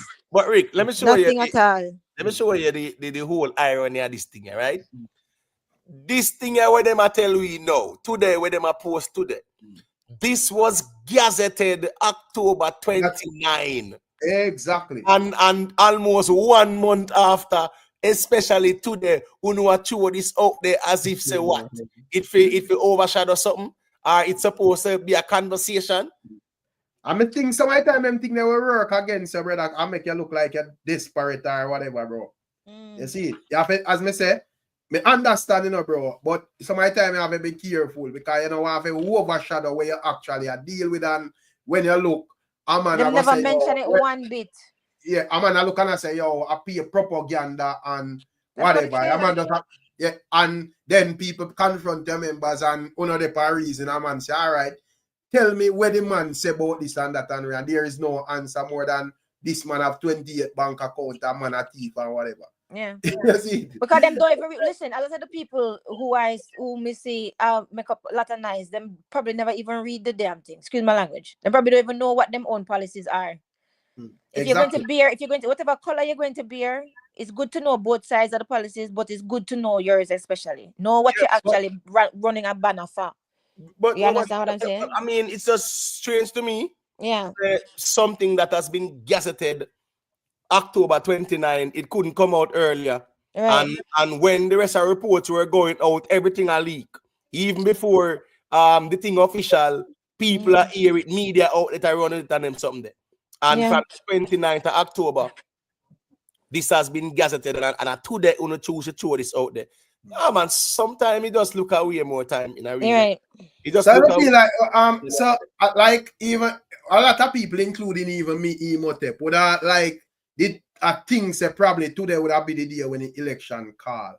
And clearly as I hear, I went me a Bobby Montague or whatever, I'm not saying boy, they're not really ready yet because there are stuff to be done, and when Andrew comfortable already, him will call it or whatever. What would make of that statement there? I feel like it's a fearful statement, and I feel like them genuinely feel like there are things to be done to prop up even the bragging rights more and convince more voters or whatever. I don't know what I think. Wait, say that. Hold on. But which one again? Say it again. No, we are when me I say, all right, let me just Yeah. shorten it. I say, I think a lot of people did like expect them to call the election today. Oh yeah, yeah. You know?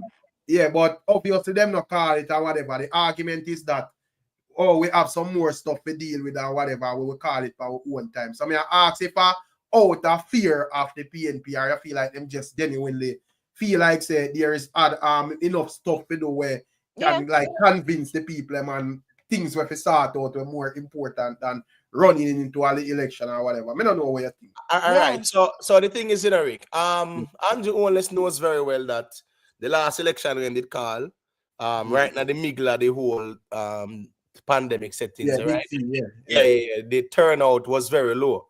So him can't use that as a measuring to say him have the overwhelming support. Yes, even though him have more seats. You understand me? I say 40 what? 48. Yeah, 48, right.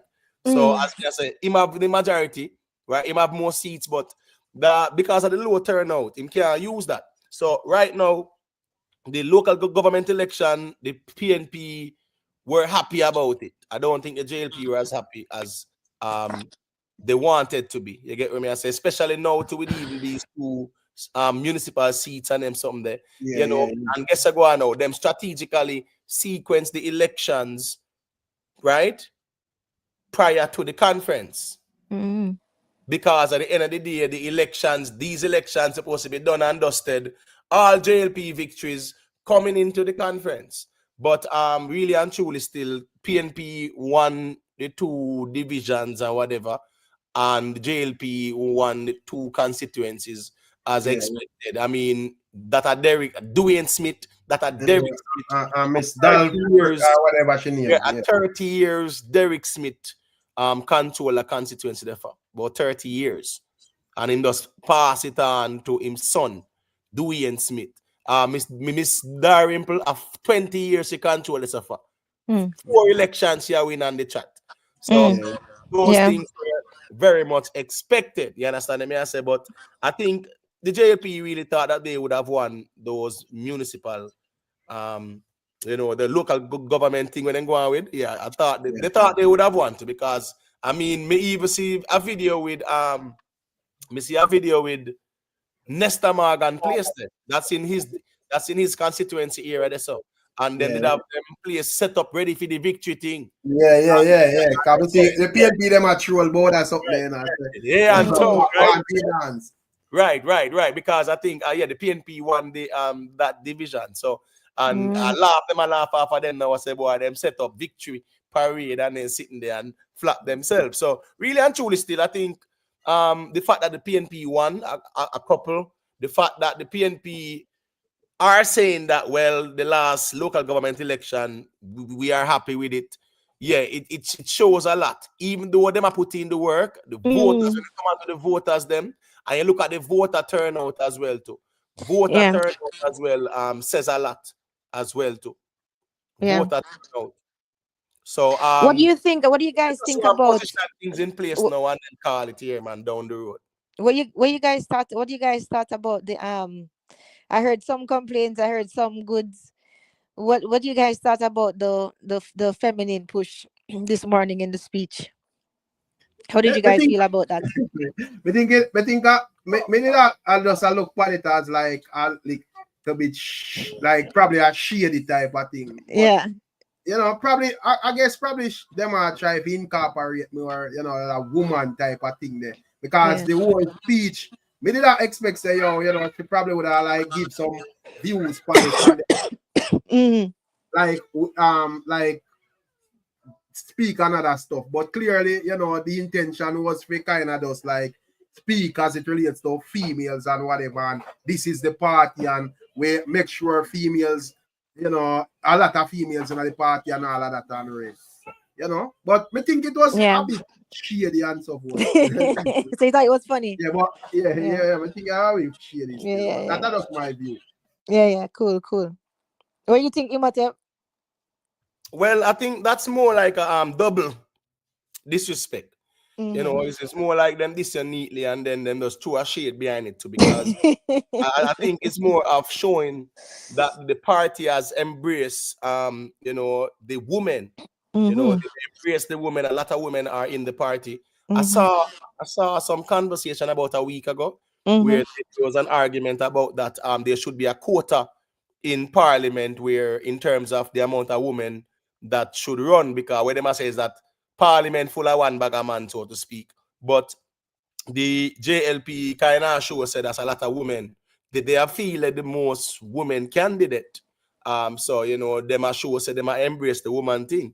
But it's also a slight to because Mr. Vaz down at the East Portland conference last week. Mr. Vaz them a play the TOK dub plate from them a par in a Chichiman car.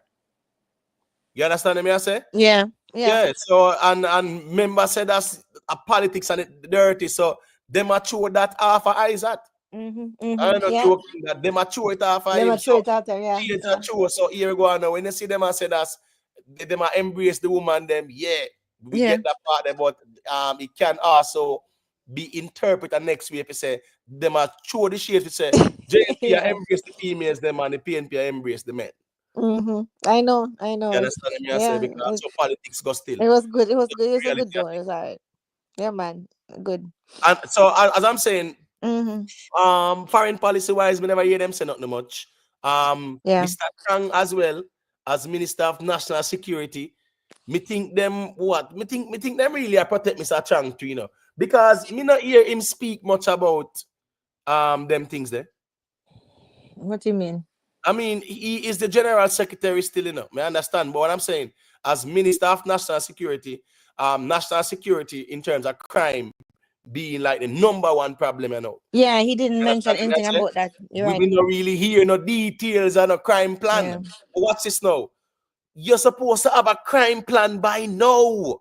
Them supposed to have a crime plan by now to tell the people, because it cannot be ZOSOs and states of emergencies and things like that. What him did say about it was him was saying that they were going to have like strengthened initiatives like for to combat crime. So but them say what initiatives and him, right and him say but if the safety through better training and safety through better resources for law enforcement. But that is not a plan.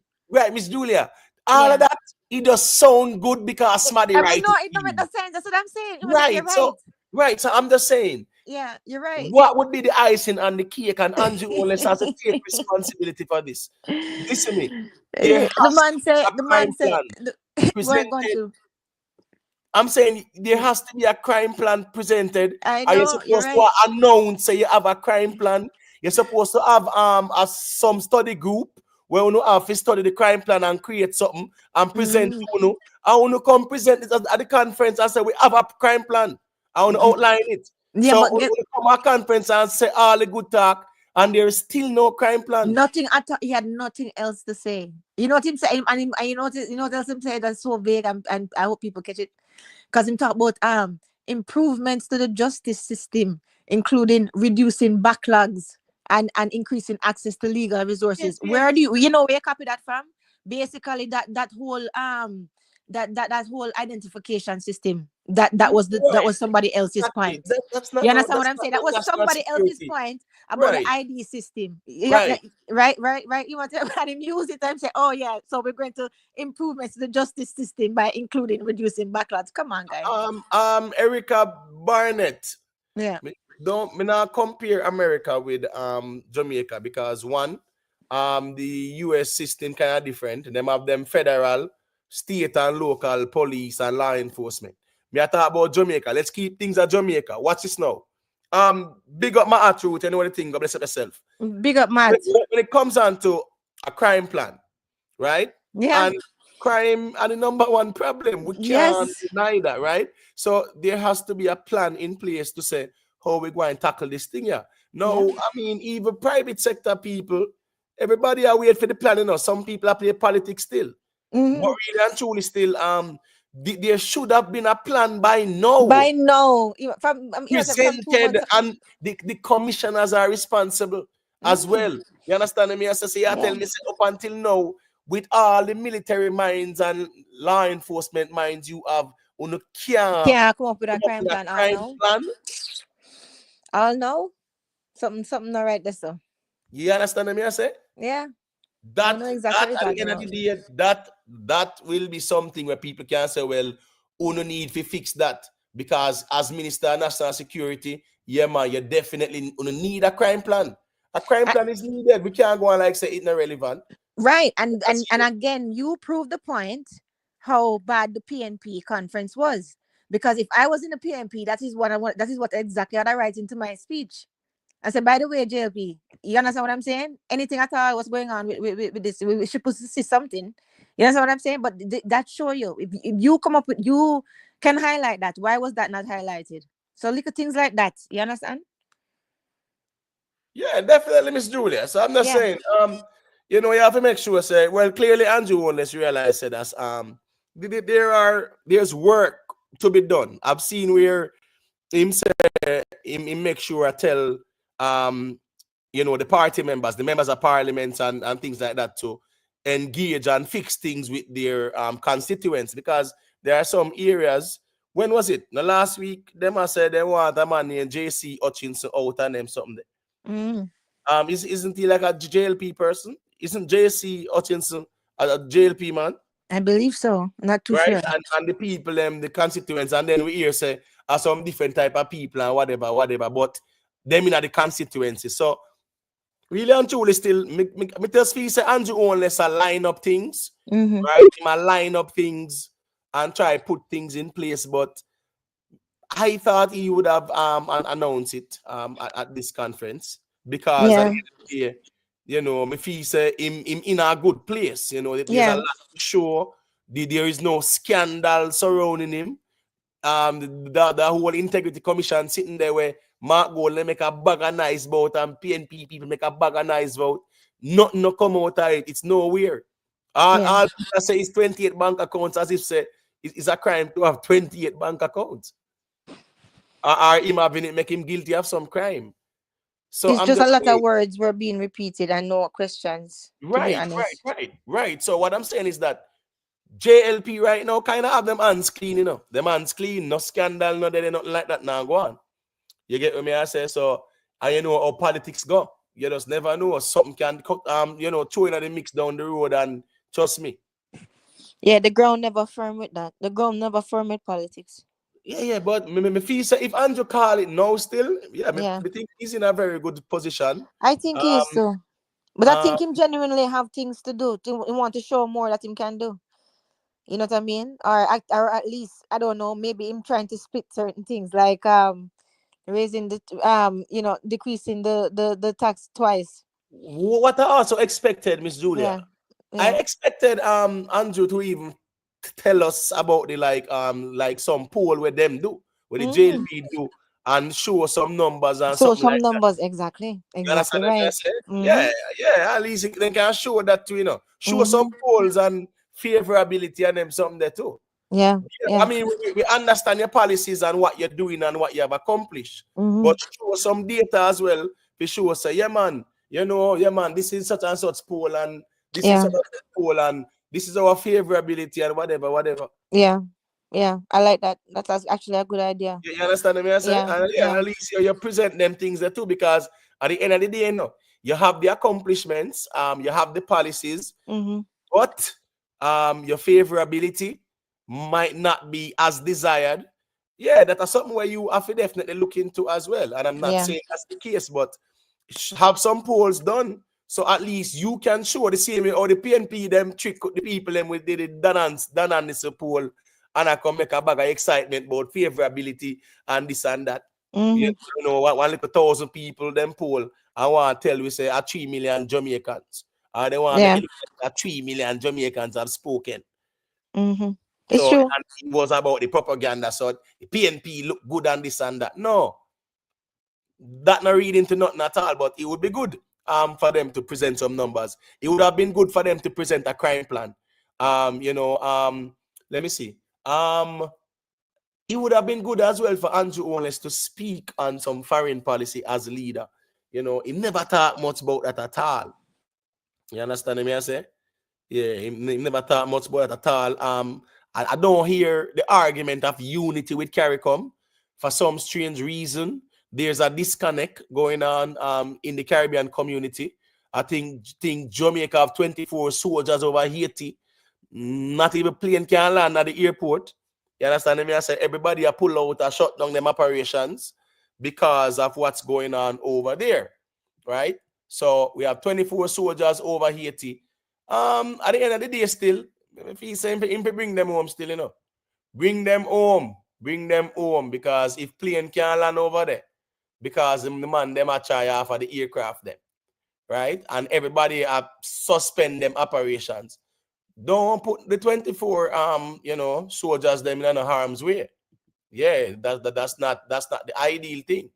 I don't agree with that at all. But when it comes on to, you know, foreign policy, I would have wanted to hear some more. Of course, I want to hear about foreign policy. Yeah. You want to hear about foreign policy. You want to hear about, you know, yeah, even your regional, you know, policies in terms of engaging and Jamaica being a leader in the world in peace and friendship and things like that. You know, I'm not gonna say if everyone come out and talk about you get involved in a war going over the Middle East there. But yeah, I expected a little bit of foreign policy conversation still. I expected Miss Kamina Johnson Smith to you know, yeah, man, to at least say a thing about foreign policy as well. You know, she didn't say much. No, man, me Mark Hardman, Ricky Tan, call in and tell me what was the disgrace, bro. Call in and tell me what go on, you know. You understand me? I say, big up to the people them there, day in, day out. You know what the thing go, manners and respect. Ricky Tan, what was the disgrace? But anyway, still people. Some interesting things were said, right? The Minister of Agriculture, Floyd Green, yeah, man, him said some very interesting things. You know, he speaks some facts about how much road JLP do to where the PNP do. Boy, trust me, I would love to hear some PNP challenge that. That's all I them I tell still. But you know, the ones them put out what they are doing in terms of the agriculture sector. You know what's funny though? What's funny is that, and it's not making the news. They said that there's going to be food shortage in Christmas because of the whole storm thing there, because of the whole burial. And me not really hear of no increase in imports and things like that to supplement you know, that shortfall. So people, you know, watch out for that one there. Them say food I go short. Whole heap of little things I go short that Christmas, yeah. That them I go say. That them saying, but I don't know why it's not as loud in the space as it should still. Because I think that's very important. But Rickerton, yeah, man, bro, you have to call in and tell me what was the big disgrace you talk about. You understand me? I say, first ladies are ravers. I don't know what you mean, though, Alan. You understand me? I say, yeah. Hold on. Wait, you're talking about Christopher Tufton, a player. The fish tacker. Ricky Tan, well, man. Me I ask you if is Mr. Tufton, you know, yeah, man, endorsing the fish tacker. I don't know if I that, but bro, as me say still, that could have stayed. That never need to call for. But at the end of the day, I just saw that go. Politics, them choose them songs and them choose which songs I go be a little song in them speech and them sitting there. You understand me as a Ricky Tan? Yeah, but I don't know what else was disgraceful, Ricky Tan, that you are saying. Disgrace. Yeah, as me say again now, you know, people will be speaking about the messages where Andrew only say and where the people them say, right? The people them say, that's JPS. Yeah, man, I must say 1.5 billion a year them are gonna subsidize. So that's cut the GCT and the whole light bill from 15 to 7% and sitting like that, brother. Brother, people glad for hear them things there. People glad for hear say if them can't pay them light bill and it has been disconnected, they can come in, seek assistance, and if they qualify, right, yes, they will get it paid off. People want to hear them things there. Those are solid things. So when you can't stay there, well on, what did Mark Golding present? What did Mark Golding present we can convince anybody of substance? People want to know, say, if them old and them can't pay their water bill and their water bill cut off, yeah man, them can go in and apply for assistance and them can do an evaluation and say, really and truly, yeah man, them really need the assistance. And the government assists. That a substance. You understand me? I say? That a substance. Yo, the people, them say performance, brother. Them say, UNO are deal with promises, a PNP are deal with promises. Them are deal with performance, Rickitan. So when me I say is that some things where them are say, remember Andrew only say what? Andrew only say no child should be staying home because they're not able to afford to go to school or can't pay school fee or whatever. And me like how him sound the alarm and that about the school fees being collected. And they need to look at it intensely. You understand me? I said the new minister needs to look at it because if the government has said there should be none and these institutions are doing it, and we understand It's the whole illegal. politics of these institutions because and a government own them, but they are subsidized as well. Yeah. But we will say this a church, yeah, and the Roman Catholic Church control over Immaculate Deso and Holy Childhood and all of them sitting on one bag of something. But I mean, yes, I mean, if the government does say, yo, don't pressure nobody. Right. You shouldn't be doing it. Auxiliary fees and them sitting there, whatever. Yeah, you should not be doing it. It's classes imhotep because what them basically trying to do is basically have people who don't have a problem playing. And that is very classist in itself. You understand what I'm saying? So you know, it's just like how them price people out of certain apartment places for apartment and stuff like that. It's pricing people out of education. You cannot do that. Hello? Yeah, man. Yeah, man. Yeah, no, listen, sorry for earlier. The internet keep chipping out, so I had to reset it. Yeah, man, no problem. All right, so Rickitan check in. Ray Genuine, big up yourself. Drop a like on the stream, you know, 279 ones and ones they are seeing here. Just drop a 10, 15 likes, please, and thank you. For those who are new, if you want to join the panel as well, you can hit that StreamYard link at the top and check in. All right, so Rickitan check in and also make we hear what Ima said about the conference. Yeah, evening, Rickitan. Yeah, man, bless up everybody. Bless up. Yeah, so make sure me check in, you know, cause I know me can't believe say Jamaican people wake up now, you know. People them wake up, the people them alert and up. Because I can't believe after 8 I go 9 years. 9 years, man, I go get, you know. After 2016 promising the people them saying light bill, I go be so cheap. Now you're coming at 2024, I tell them say, you are gonna do this and do that. You don't put nothing in place to do it, I'll know. It's a promise. Again, after 9 years, you still a promise to people them. You come back now and say no schools, no child shouldn't be in school. Which is something that we said before. No, we see how much kids you kick off a ball program and I say you had how much kids. While we see people sure you say them condition in a dump them live with them kids. And them still don't up on the part program. All these things where you say you do, which there is nothing to point to say yes you do all these things, you know. It's just promise, you know. Why do you have Bobby Montague come again? I say, oh, the third term is the term where we are gonna help the people them. Brother, people are not idiot again, you know. People wise up now, people have sense, you know. How you fi do 9 years and come and blame COVID after you rich? You rich in a COVID and come and blame COVID. A COVID the man make how much millions of dollars? Well, I know Rickitan, man. Now if you call a word in the algorithm, so oh, okay. Big C. The man reach out a Big C and come and tell him Bobby come and beg about Big C take how much time from the government. While the man will lead a party, have how much money a swingle through how much account and all these things when the country locked down. So how you come and tell people now say this is a third term now, a freedom term? There is nothing in place for the people right now because first of all, NHT is underperforming when it comes on to the people who really need it most. They are underperforming. NHT is just providing for the rich and the people. When they come on to police officers, nurses, teachers, they are suffering. These people are suffering. You know, basically American investors and them have operations already in Montego Bay.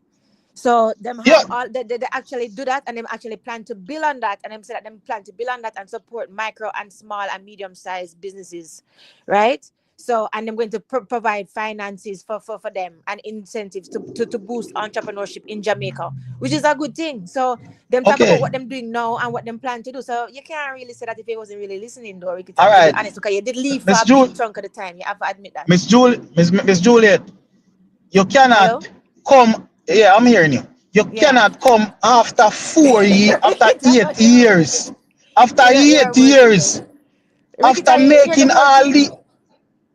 I listen to You the listen to whole the whole thing. thing? I watched the whole thing. I had the opportunity today to watch the whole thing, and I make sure I watch the whole thing. And I listen Ricky to all of time. them. So hold The on there. So only hold on. So you don't remember? You don't remember? listen, I can give some credit. Let me tell you All who I right. give some credit. I All give right. Go some ahead. credit to. I give some credit to what's his name, the brother when him Green. Although me personally think him not in politics because I'm violate Jamaican people. Me personally think he not in politics. If him should have stepped down from politics, so I'm going doing a pandemic, right? But when me see them the Bobby come say, and when me see even Mr. Vance come and cry out, I beg him and Miss brother, says it's a shame, them should shame. The man say all Ricky them time, you're colleagues not even must a stand up. stay on. Yes, Ricky time, you're not even a stay on point. Me You have too know what much you're topic talking for talk about. about. Me have too No, much things to talk about, man. Yeah, run every from yes time. to yes to Hold you on, have to every answer time. Them one have to question. long You flight them don't know either. where you go. Yeah, I Me remember have to jump. me have to move. Me have to move. Me have to move. No, hold on, Me have to man. move. No, but make me hear Miss Julia have to say about Ah, this. sir. Go ahead, Miss Julia. Yeah, no, Master Ricky Tan. If you did listen to it, you'd hear all of those stuff that he said he planned to do with that. What he actually started to do with the ICT sector. You can't take away from that, and that is about job creation and economic growth, right? And he did talk about his plans for that. So I don't know what you're talking about. And him talk about the All right. expansion, what them do for the hospitals, right? And All right, all Miss of that Juliet. stuff. Miss Yeah. Juliet. Miss Juliet. 2000 the hospital started since 2017, right? The Cornwall regional. Yeah. Since 2017, right? That Yeah. hospital start. We into 2024 and the hospital is still yet to be completed. Still yet to be completed. I know they don't have a deadline. They still don't have a deadline when it's gonna be completed. They're still running on this thing about these children hospital that's building in St. James, right? This children hospital is a donation from the Chinese to a program through Portia Simsimela. But they're still talking about it. Don't talk about the stuff that you do. Don't come and tell me about this children hospital because it's not your project. It is not your project. And they are misleading the public, you know, Miss Juliet. But They are how are they misleading the misleading? public. How are they All right, so misleading? a quick thing there. A quick thing there. Yeah, One sorry. second, Miss Julia. Yeah. We'll ask a quick question. Black Star Views. Big up, you know. Me ask the JLP people, them want hear some JLP people calling as well. Calling James Bond, calling James Bond, calling Mr. Bond, But calling. hold on, I want to ask you something. I'm going somewhere, Miss Julia. 1 second, I give you the mic. George Wright. How comes the JLP have George Wright on the cost Vibes Cartel and say them have Vibes Cartel a conference and then sitting there, right? And the JLP have George Wright at the conference with all them big wigs here. I embrace him.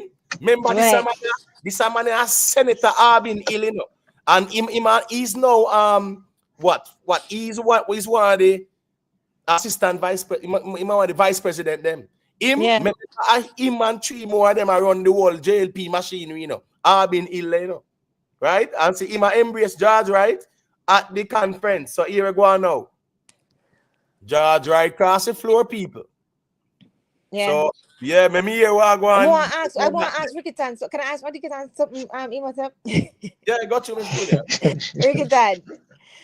When you say him not say him do anything. Him talk about the tax reform what them actually started already and the pension reform. You know, see nothing about that. You don't think that's a good thing? Tax reform for the young and the growing and the pension reform for old people, right? And the fact Miss that Juliet. What? Miss Juliet. Yeah. All long do you know politician in All long do you know politician in Jamaica? No. They actually implemented it. Okay. Me know. You know, Imhotep know, everybody knows that is basically a political stunt. Vote buying. Because we know that. Everybody we have sense know. Everybody we have sense knows that is a political vote buying stunt. where the government are chat, where the money where them supposed to give for burial, that's the same money them come now. All that money where them supposed to give the people them. Then take the same money and come now telling you with them strategy, tell about how them a give back money. Ricky When Tan, them but it's know beneficial. deep down, you know. Miss Juliet, Ricky you know, let me Tan, you finish, can't have it both let me ways. finish. Miss Juliet, them Alright, know go on. deep down in themselves, say all these hotels in Jamaica where these people work for did not pay up all their taxes. So 90% of these people will not be getting this money. They know that, and them still come out and mislead the Jamaican people. Them Alright, them well on know Ricky that Tan. big misleading thing them come out Well on with. Ricky Tan, man. Well on because yeah, man. What if you take it away? Well on Ricky Tan because I know say James Bond soon start calling and give some these details and facts and then sitting there, you're going to start run up and down the place. 1 second they do. So the JLP supporters them don't have no problem with George Wright. George Wright good. You say what crime George Wright commit and whatever. Why did he leave the Jamaica party? And that more ask, you know. Why was George Wright evicted from the party? Why was he in the conference? And why he get was kicked he out? kicked out of the party? And that me I ask now for everybody where I go say him not kill nobody and him not get no charge or nothing like that. Me I say why was he kicked out the party? Because me never blind, you know, Imhotep. Me never blind, you know. Me see with my own 2 years, me see this man with this stool, you know, and do him do, you know. So me want to know where all of Jamaica can talk about vibes this and car ice at this. When me see this man want to kick, and me yes, a woman, the woman them should have shame. All of these females that come at the jail, we talk to, they should have shame on the JLP But conference. what do you mean by them should have shame? Shame. Them But should have what, shame Ricky for Tan? them should have shame for have a man where them see with a stool. Where them see us with a stool with a female doing what I do to the female and have that man that man up there and no but and come and talk about woman this and them should be ashamed. Well on man, but with the appeal to emotions now, brother. The man was not up there, so you can't talk about was up there. He was at the He was there. Yeah. Right, was there. But when they say up there now, we don't want you make it look like say upon a platform. And You're making it, for those who are in the chat, we are talking about say everything Ricky Tan say we must correct him. Why we can't call in and do some of the correction? I'm listening to his point of view. I have to listen to him to disagree. Say, why you don't say this? Why you don't correct this? Why you don't do You that? have to listen. You understand what I'm saying? Make them call in. Make them call in, Imhotep. Make them call in. But in a real life still, George Wright was kicked out of the JLP for a reason. We can't go around that. But Imhotep, I know that. Hold on, bro. That's hold on, man. Yeah, make him talk. What happened still, you know? And Mark Golding to take the blame. Because the moment Mark Golding put eyes at over East Portland, it allowed the JLP to guff him, Miss Darimple Filbert, who should have to step away to because of corruption settings, right? And once Mark Golding opened that Pandora's box with eyes at over East Portland, Andrew them just say, all right, Miss Darimple, George Wright, enter you ready to. Right. You're lucky him never announced him a cross back. Boy Imhotep, are two different things still, you know. Because you can't blame a man, you cannot blame a man for something when him doing him at in him teens.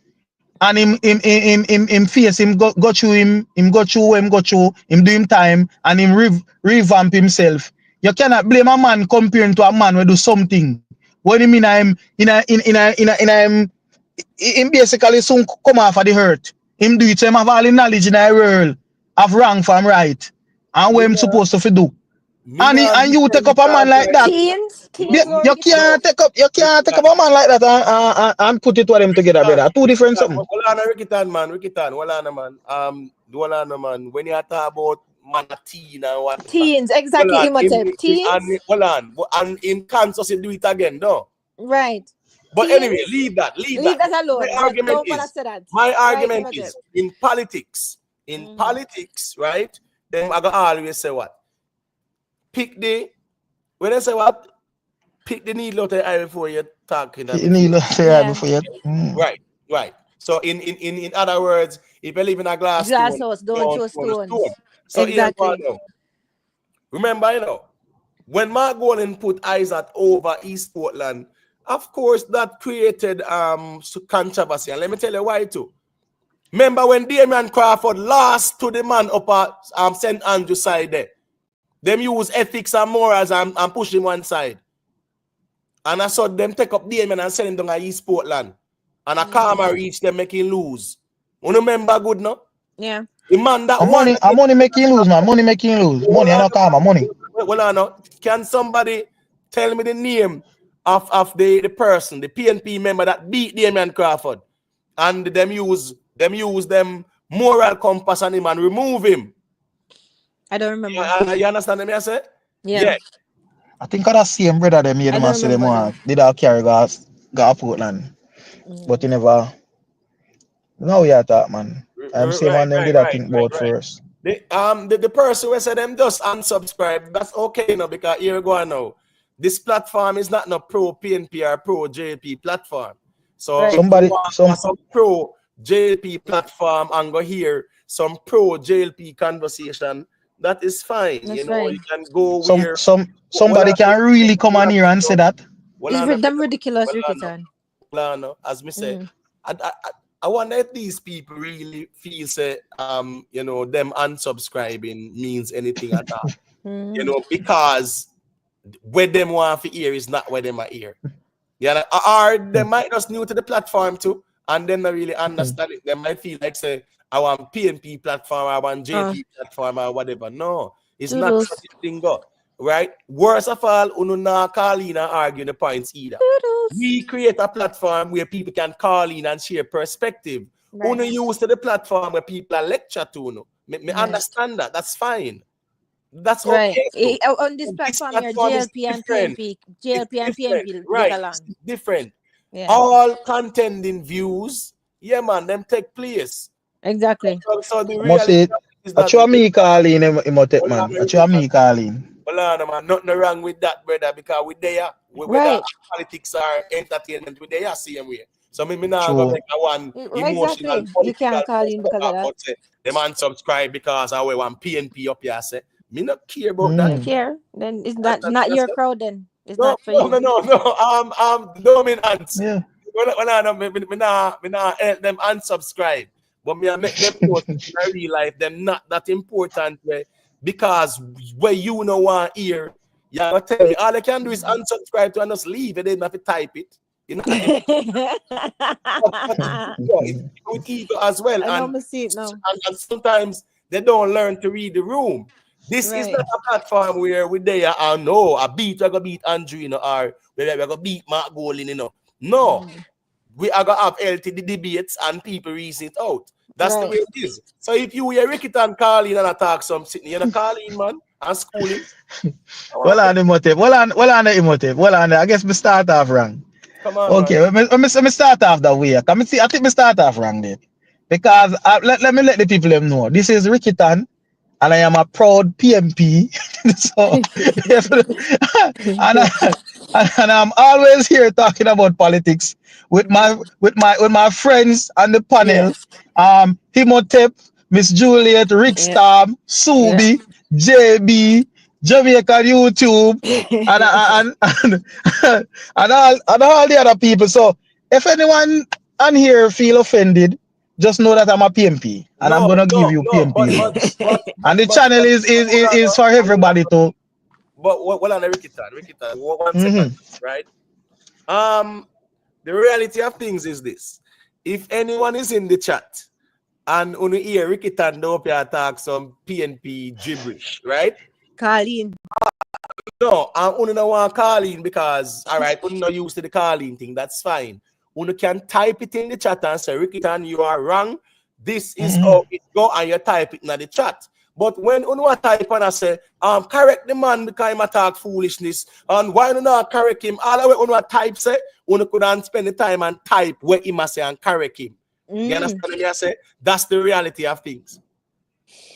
Yeah. That's the reality of things, you know. All who say we not correct him, type it in the chat where him say wrong and correct him. That's the reality of things. Sometimes yes, it's good to... Yes, Erica, I want my channel to grow, but maybe I have nobody feelings either.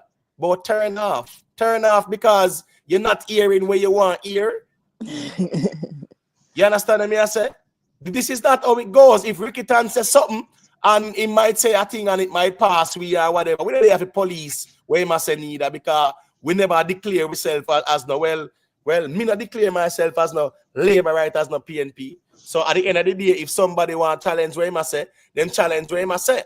But the reality of things is that anybody at all can type in the chat where him say wrong. The people them who are saying he must say something wrong, just type in the chat where he must say wrong, correct him. It's as simple as that too. I don't understand these people, how them approach this thing are very emotional. You understand me? I say foolish rant. I understand when you say a foolish rant, but at the same time, Ricky Tan say what he must say as well. This is not an echo chamber. Him say what he must say. So if you don't feel like saying I talk something where you don't agree with, just type in the chat and say no, Ricky Tan, nothing go so. Just like when you talk about say Mr. Wright dip on the stage and he want to carry Mr. George Wright on the stage. Me have to take him off and say no, him not on the stage. So I just a simple thing. I just don't understand. James, all right, like, you see if James man it up here now, James man would have quickly correct that or Subi. I said no, just like how Imhotep can catch man that. Imhotep now go correct everything when me I say because Imhotep just a play it balance. Imhotep a play it balance from both sides. And it's good to listen. I don't say go. It's good to listen to people, Ricky Tan. I mean, we're not gonna know what exactly you're thinking until you actually get a chance and listen. Hold on, let me see what Alex Smith, you're next one too, you know. You're there every night and you're there by calling and ask the questions them. But anyway, let me look and see where your questions are, Alex Smith.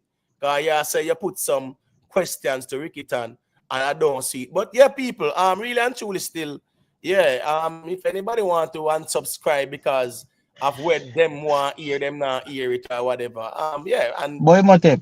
I think me personally think some people I don't know why them rather them find it so easy for text than to just click the link and call. The only time I don't call in is if I'm in noise or I'm in a certain place. Remember, but no man, it's not everybody have the confidence in it. Brother, you think if you do this as something where easy as 1, 2, 3, not everybody is confident in doing that. Because at the end of the day, you know, when them start to reason it out and the conversation gets deeper and you have follow-up question, that when you probably realize you know, yeah man, you're better off staying in the chat. So at the end of the day, me not a problem if nobody want choose to stay in the chat. But if them want correct you, them can type it in there as well. The same way them I tell you say that's yo, yeah, man, the man I said that and I get to with that and them something there. Just type it in the chat. Simple as that. You understand me? I say anyway, me met J Views. Say a quick thing there. 1 second, let me studio. Go to J Views. Can I unmute your mic? Let me hear what you say. Yeah, hello, good night. Hi, night. Yeah, man, bless up. Yeah, good night. Bless good up, night. bless up. Good night. Love the program, you know. Always I tune in. You know, first time I call in. Stuff like that. I love the program. I love the concept. You know, persons can call and share, you know, opinion and you know, I live on some facts. So I respect the program. All right. So I was listening and the caller that you have, what is his name? Is it Ricky? Ricky Tan. Ricky, you can call me Ricky, man. Ricky Tan. Ricky. Yeah, man, Ricky. Yeah. So I listen to some of the things that Moya say, and more that say some of them isn't accurate. All right. First and foremost, I go touch upon the George Wright. Now, the George Wright saga with him and the woman in the video was based on the fact that, remember, no charges wasn't pressed. Basically mean him or the female that was seen in the video. None of them went to give. I think none of them didn't want to give a statement. As expected, right? Exactly. All right. So based on that, the police will have no ground to press any charges or comments any further investigation. Now, in a matter on that, in most scenarios, normally persons with whatever position them hold would have more likely would have to step aside based upon the severity. Because may know the whole aspect of domestic abuse in Jamaica. Is very, very, very where I want to say is very up there in terms of something that them a try to stamp out in a harsh status of way of life wherever you live. So it would have been the sensible thing for him to step down, to clear him name, and then come back if not. But hence, but that does simply say the George Wright and the Isaac Buchanan is chalk to cheese. Two different matter. One, the person committed twice. You understand? And was convicted. George Wright wasn't, based off of the whole fact that no one was charged. No, Right, there was but no. All right. We can call it. We can look on the moral aspect of it. Right. We can look on the moral aspect of it. Right, because it's not a legal argument, so it is a moral one. Because there's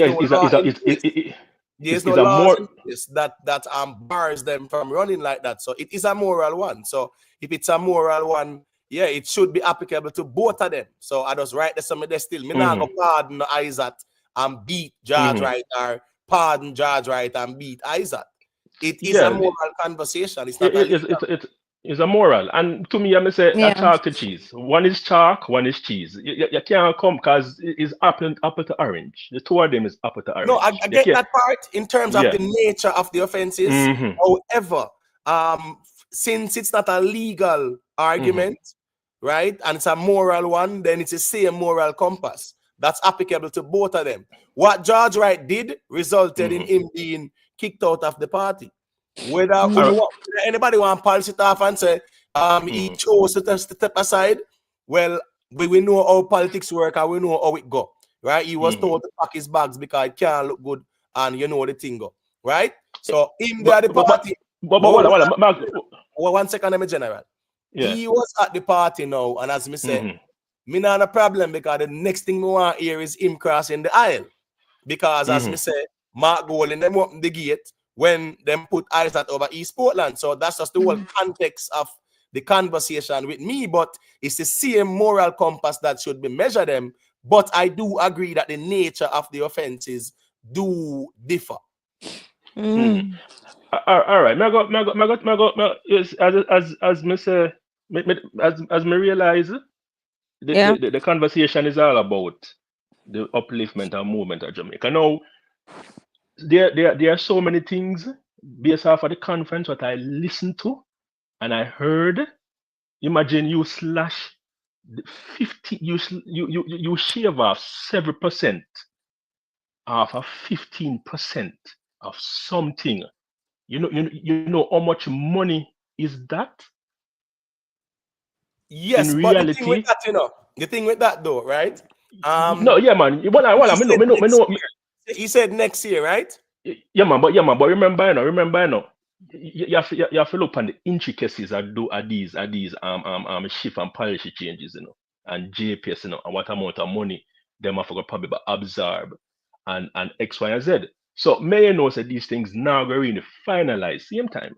But what I'm saying to you, if you have the gumption to enter such a realm in terms of that math, and decide, you know what, I'm gonna slash this, and you can check it. He has proven to go against the grain in terms of making drastic reductions, and based off of the maths, he would have probably do have done these maths already, just like the 1.5. I'm sorry. But while I'm done, remember, the 1.5, nobody said couldn't done.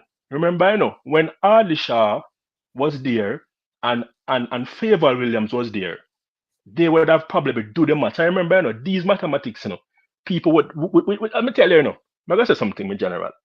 You see the idea of we not broadening our spectrum of ideas. Andrew talk about it, the level of mediocrity in a people's mind. Something that he's talking, it may seem far-fetched, but so far, he has proven that most of the things that he highlight in a numbers, and that's why you have to look for Nigel Clark. Nigel Clark was a mathematician. I think him have a bachelor's in I think him have a degree. Can anybody correct me? PhD. In a maths. Yeah, man. He's a great Okay. So Yeah. I know that he would have probably in some instrumental with these numbers. Now the intricacies, let's hear how the numbers are gonna play out. But most cases it work out. Right, and that's the most Mhm. important thing about the details of it, right? Right. Yeah, I mean it is very good news, but the details of it, yeah, man. When we see the details, how that go as well. Because I've Yeah, and also seen other instances where things were announced, and because it was announced with the expectation that there would be billions coming in from a certain area, the money don't come in, they had to try to supplement or cut it out and them things there. So I mean, like, it's a good announcement, but we also the people them are look for the practicability of it or its applicability. And him said 2025, so he never really specify exactly when. So it's something where people are gonna anticipate, but the details, people definitely are gonna. I know that the opposition are gonna ask for the details. I want to see the details too. And but that as it is right now is more of a speech on a political platform, because it's not like the details have been divulged as well. You get what I say? Yeah, but the details are come. I was listening to you. I was saying, and I'm gonna say something to you that you have to remember. The conference is more for as people that say for rile up the base, for boost the moral of the base. So you have to understand, say, you have to, him can't speak too much, because people are gonna say it gonna be boring. So him have to try squeeze in the good news, the things that are more likely to catch people thoughts to go home with and think about. So me hear that talk about why I'm not highlight much about foreign policies and national security. Well, yes, him could have do that, yes, but remember, the conference, is more for rile at the base. Not saying that him can't touch things on a national sphere, but him couldn't spend much time for long and short, him couldn't make it boring.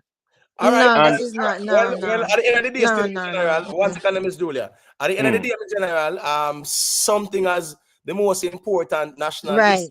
Yeah, man. Everybody pan the base have to get riled up. That rile up everybody. All right, yeah, remember man. James Bond said, No, exactly what you just said a while ago. So make him got you. yeah. It's something that's it's the most significant Exactly what you just matter said. of national security or whatever.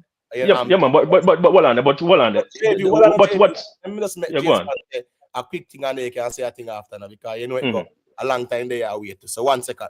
All right, go to James Bond. Let me hear what I say now. Big up these nice and Lady Janice. Big up this and nice and late. Bless up to the panel. Big up, James. I must first commend the Jamaica Labour Party for an awesome conference today. Informative, very much so. Unlike the policies of the PNP, where time come was their motto, and that was the substance of their conference. Ricketon, let me ask you a question. So, anyone who follow politics knows that there is no government in no country in the history of time complete all their policies that they put forward. One, because of time, and two, some things just don't happen the way how you want it to happen. Let's say you want the details of the plans that the government put in forward. First of all, the PNP cannot ask in a detail when you never put forward a plan. You have to put forward a plan first before you can match up plan to plan and ask the details. Because when you ask us for the details, what we ask for? You're not going to say time come. Okay, secondly, yes, we could put aside, it says peer promises. All right. We could put all the promises that them said to there. What about the 300 bus for them put in for the school, pitting them, so pitting in a rural area can go to school now? Exactly. That What? too. Exactly. What happened to the 150 garbage truck for them by what they are? The first Jamaicans ever have so much garbage truck in them whole fleet. Because garbage is a big issue. Garbage collection is a big issue in Jamaica. What happened to the $600 million water supply plan? Not plan, that is actually in process right now, that project that's going on in Westmoreland. Warm to that. Warm to the 6th hospital right now that is being built or being renovated. The first in the history of Jamaica that has ever happened. Warm to that. Warm to the $7 billion of them spent on just police vehicle alone. Them done a policy. Them that things were going. Warm to the new highway just opening in Maypen. Warm to the Urban Development Center in St. Thomas. Warm to that. Warm to the 10,000 title of the government issue and PNP issue 9,000 of them hold in a for them time. You not talk about that. So talk about the things that are going on, man. We could go head to head with that. We could part the policies. We could go head to head with what's going on now. All right, so James James Bond. Bond sound like I make excuse, you know. No, well on the HQ, man. May I allow Ricky Tan to respond, and then may I go make HQ say a quick thing, and then we circulate the reason. All right. So Ricky Tan, respond quick and fast. Oh, actually, me make a quick run go on the road a while ago. Me everything what James man say. So James man, let me say something. A party in a power for 9 years and come in our country, come see the government with garbage trucks and garbage trucks that needed to be added and added. That is the job of a government. That's what you're supposed to do. So you can't run, say that is something that you're supposed to do. Tell me something that you do that is that we don't, that we wouldn't see PMP doing. Don't But come and tell me that you upgrade. That argument don't make no sense. It make perfect sense because you come and see. All right, JB. The government not doing anything, right? And we're highlighting what the government all right, do. That is what JB. they're supposed to do. What the PNP. I'm fact checking you, right? You just said they put 300 bus, right? You said they put 300 bus. When JLP, they order another 150. They bought 100 bus. Hold on. Let me. Hold on, man, guys. Ricky Tan, hold on. Yeah, JB. Let me fact check it. Cause you said you talk about bus. Did you know that when JLP came into power, the JUTC had over 400 bus in actual fleet. 400 bus. Me a fact check you because you talk about bus. I mean, want to make you say I mash up the JUTC because it's still a run it's still a run below in a deficit right now, where the government have keep and put money into it. It now make no profit. All right? So me fact check you on that. Don't talk about renovating hospital because there is not one. We go one by one. We could stop at the bus. Stop at the bus. The reason why the bus fleet was running that way because the main issue at the Jamaica JUCT had was stealing of fuel, right? True. That's the main issue. People are thief gas. True. That's the main issue over there. That is why we went now and get the ANG. Did that thief the fuel? We not go down that road there. No, you have to go down the road because you have to blame your party. How you know what happening with the PNP? That's why it's called theft, because we don't know who are thief it. That's why it's called theft. If we don't lock them up. It did go on the PNP to Ricky Tan. That has been from the beginning of time. Right. That's a problem they've been facing ever. That's why we went and we get natural gas bus, so no thief in our gas. That will actually save you 80% of fuel. So that's how we deal with the bus. And if you have a bus system with 400 bus for how long from Wapikil fill up, and our government come into power, and within that time, them almost double the fleet. Well, 250, them carry the fleet up way over 60%. A bus, them carry them fleet over 60%. Double what fleet, James man? Over 60%. They brought double what fleet? What you talking about? Hold on. Calm down. Hold on. You need to calm down. One thing I good at now. I might not be able to express my words and my pronunciation, but when it comes to numbers, I am very good at it. So if you have 400 bus, right? Do the maths, follow me now. And you add 250 to the fleet, right? That is 60% of what you have. That's what I am saying. Okay? But James man, what on James man? Let me tell you what you get wrong. Let me tell you what you're getting wrong. You see the bus them will mash up? They were supposed to replace the bus them. Right? They were supposed to replace the bus. Right now the country is Ricky Tan, it was way cheaper to buy new bus and more economically friendly to buy new bus and replace those old diesel buses. But they did not buy new bus, James man. They just rent it. They just Ricky Tan, the man them buy. Guys, one time. Guys, just hold on, please, because members say enough of with the stick. But the argument now is, Ricky Tan, what James Banner said is that whole heap of bus are buying now. So can you challenge that argument? Imhotep, you come see 400 bus in our system, right? By the time when you get the system your first 4, 5, 6 years, you lose out of that 400 bus 250, and you buy a 100, renovate, you remodel 50. How much bus that you have right now? Leave. Because James Banner try to take people feel like people not follow politics and bus system and Oh up there. my goodness. I'm not going down a rabbit hole. Just hold on, man. Hold on, brother. Hold on, because me I try to work out your maths. And me soon get HQ a little piece of the mic because I say a thing. Bro, you say them get 400 buses, right?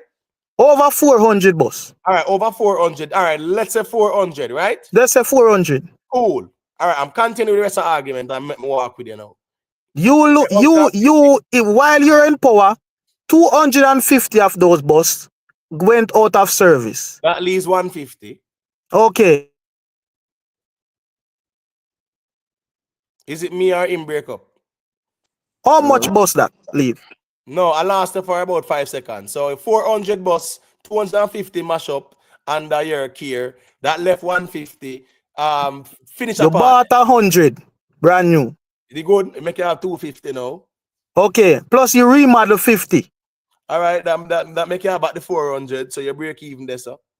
Okay. So what did the JLP did that they weren't supposed to do, or what they did that was over the top in a bus system that they come and inherit? But based on your argument is a break-even argument, and for them to but they didn't do anything to the bus system. No, but hold on, man.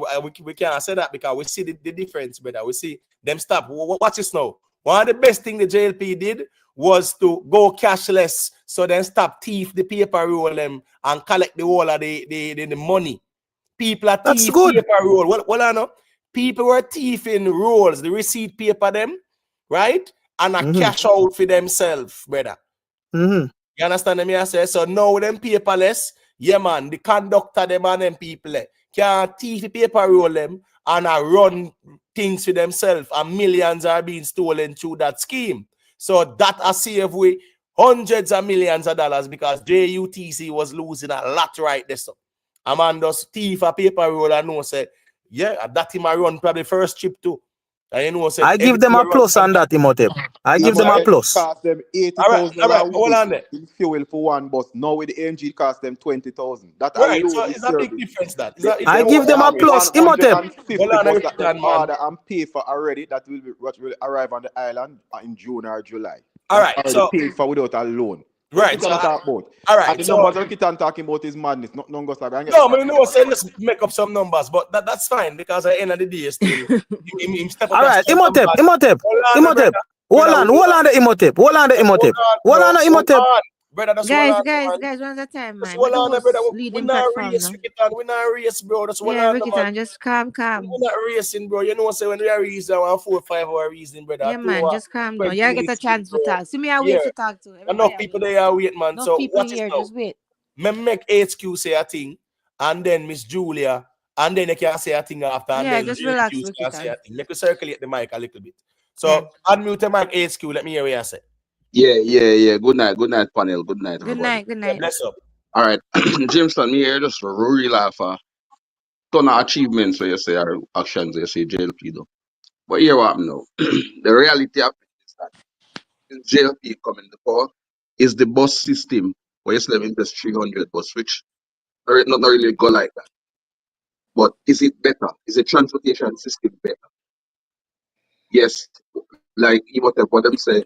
The change in the cashless help the company. Yes, but the company, it's a good move, but the company is still operating at a loss. Me hear you mention about hospitals. Listen, please, when time the government attack or anybody that represent the government, don't talk about health. Because health care in Jamaica now it is in the worst condition it has ever been. So don't talk about that. If they might invest in a hospital and yet still the condition of the hospitals now is atrocious. Not talk about it. What bro Godfrey do is you go out, you talk about the macroeconomic elements of the country, which we have grade you and you get a good grade on that. because you have maintained what Peter Phillips started. You could have done what Bruce had done. Nigel Clark, I'm talking. You could have done that. I mash up the whole thing, just like what Bruce did do. But we have to grade you because you continued and you did an excellent job. The macroeconomic elements of the country is stable. Mm-hmm. That is great, and we That is true. applaud that. In terms of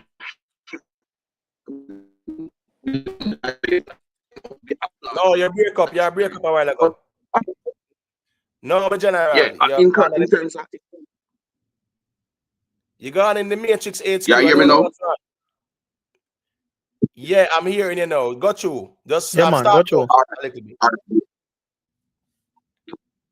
Yeah. Crack up. So I was saying. Break up again. Oh, yeah, hear me now? Yeah. I think I'm hearing it better. Go Yeah, ahead. all right. Good. All right, good. So like I was saying, like the macroeconomic elements of the country, we JLP, yes, we hear that. We hear that. Can you maintain it? You stick to the plan. All right. In terms of the building out the highways and all of those things, yes, because the country needs that also. You do a nice piece that you go to St. Thomas. Thank you. But that is at the perils of the local roads. So the bottom line is, after 9 years, we need to see something. No, Promise us. Stop. Break up this a while ago. No, man, you need to log out and log back in. You need to log out and log back in, yeah? All right. Yeah, just log out and log back in because once it gets so consistent, they don't say the signal, something going on with the signal.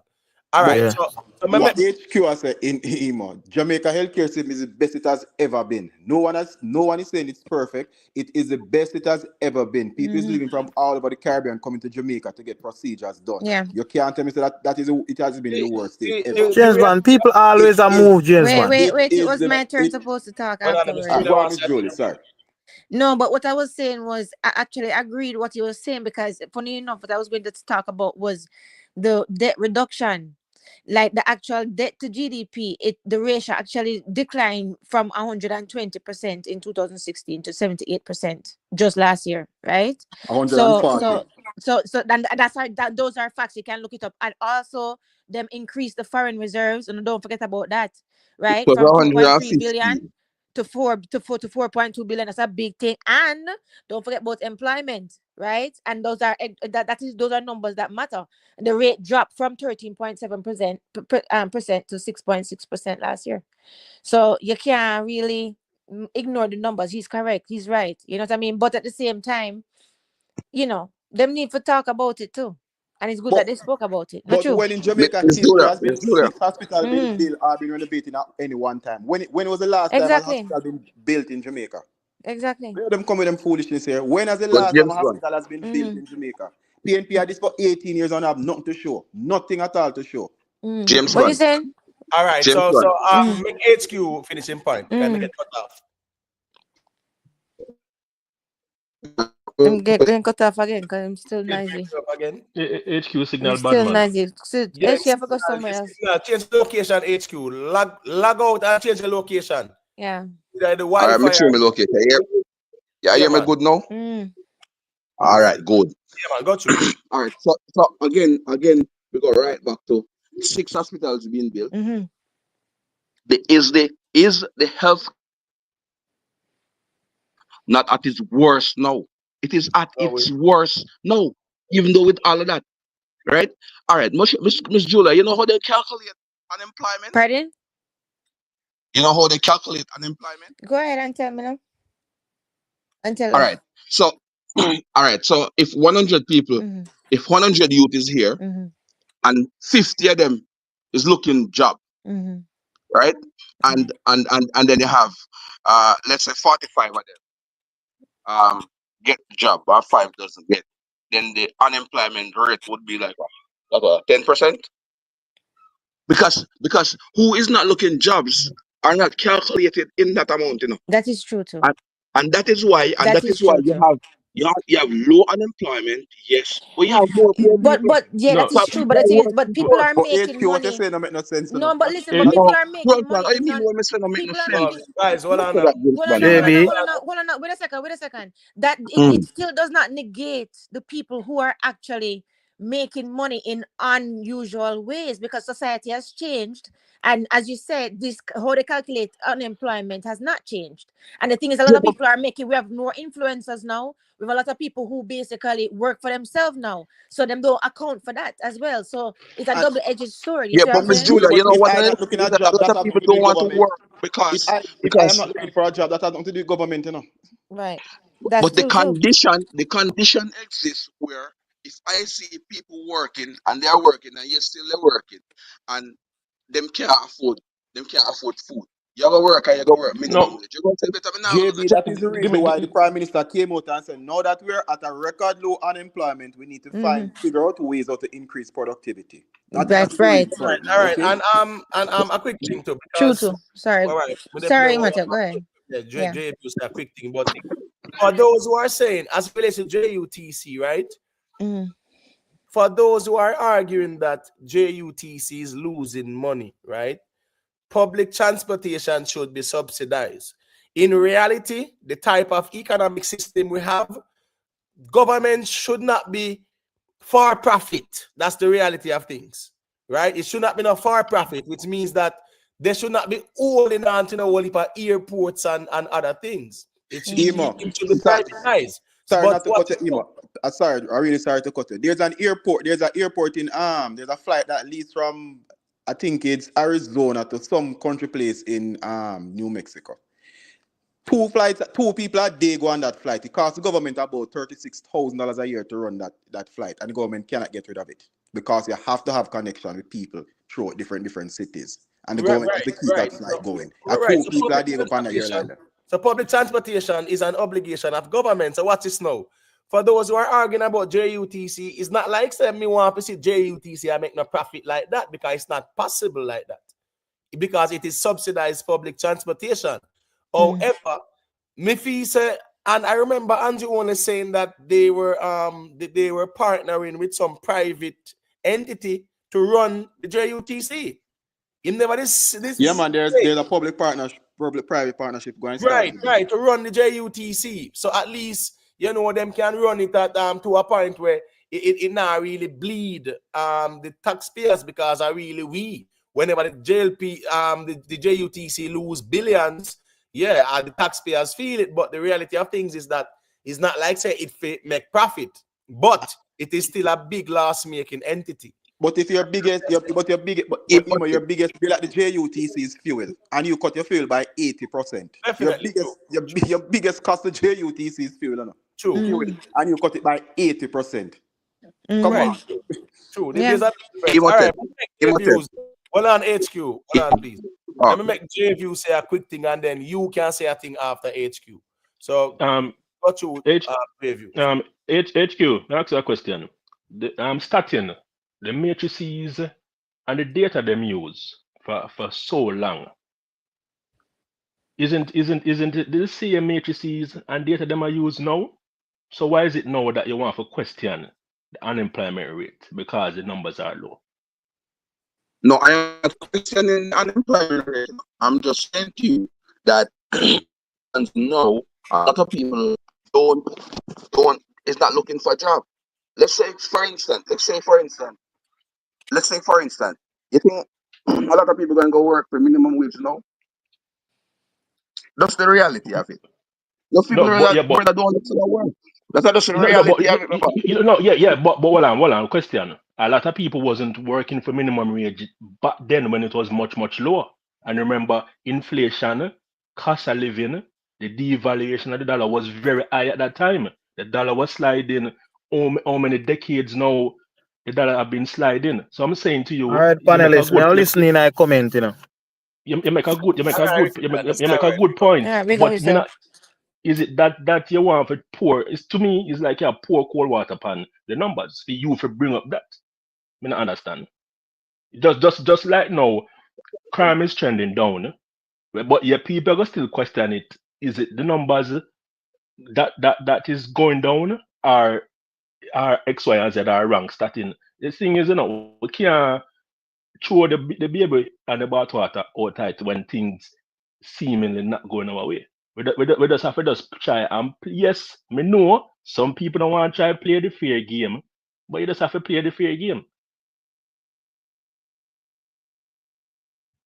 Right, around, and it's just like what I found a bit ironic, somewhat at the conference was that a lot of the things, especially the one where the tax credit, right, that people can qualify for, sad but true, most of those people, since I say right up the base was really those people who were there in terms of the majority. And most of those people don't even qualify for that $20,000. It is sad but true still. But at the same time, again, a lot of Jamaicans, as him said, 290,000 Jamaicans have benefited already in terms of qualifying for it or get the money or whatever. So, yeah, it's a good look. Yeah, man, but in my time, you have to look on the perspective of some things, Remember, your statutory deduction has to be up to par. Now, you can be working, and I have that situation with my employers and NHT that for almost 5 years they were just showing on my pay slip that the statutory deduction for NHT is being deducted. Yeah, but it's when I went to NHT said they don't have nothing. Right. Yep. Mm-hmm. So you have to put in a context that yes, some of the people them at the conference may not, but some of the people them at the conference are they up to date with their statutory deductions, paying on time. Because remember, government reward you, if you pay them tax. Every country do that. Right. Since I mentioned the NHT, right? I just want to point something out to you as well.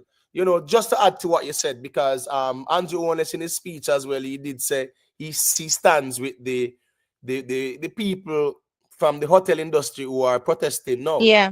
You get what me I say? Yep, he did. I'm observing that one because I say nobody wants to stand with the security officers them, but everybody wants to stand with the hotel workers them. We're good for the goose, we're good for the gander. And since I mentioned the housing trust thing, this is where a conflict of interest comes in. The housing trust, who the security companies them almost millions of dollars for pay security service and whatever. You understand me? I say, and also now them and the security companies, remember say the Ministry of Labor, they carry them go a court and with the whole housing trust thing with them that deduct the money, now put it over. And then the guards are called contracted employees. Well, contractors are not employees. And that ruling changed the whole narrative in the whole industry. Now, I say that to say this. When it comes on to a lot of deductions from even security companies and things like that, it's the same thing them going with. Them that you see by your pay stub and say, by the time you go and check and see if you qualify for one loan or something, and you and them are feeling back and forth where you ask them for all kind of paperwork to prove. So it's a lot of companies that have actually been found guilty to be doing this. Now, a lot of security companies who owes in just one bag of money, whole heap of money.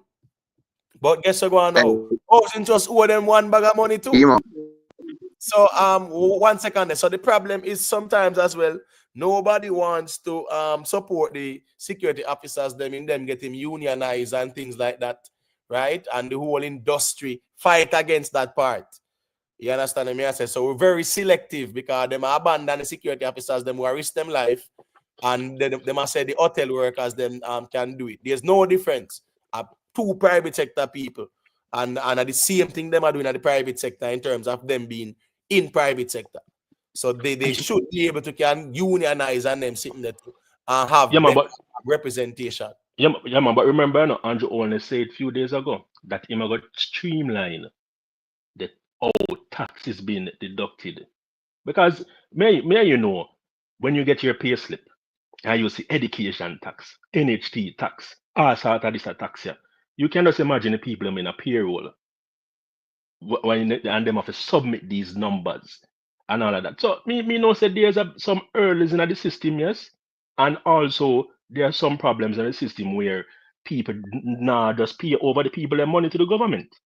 You True. understand? Them a deduct it out of my pay, and yet you not benefit. So see the thing is now, it is a hostage against you. Cause when you know for go get some government services, you're gonna say, boy, you're not entitled, because guess what? All of these monies hasn't been paid to the government. Simple as that. There's one thing we need for rebut Ricky, but like Ricky left.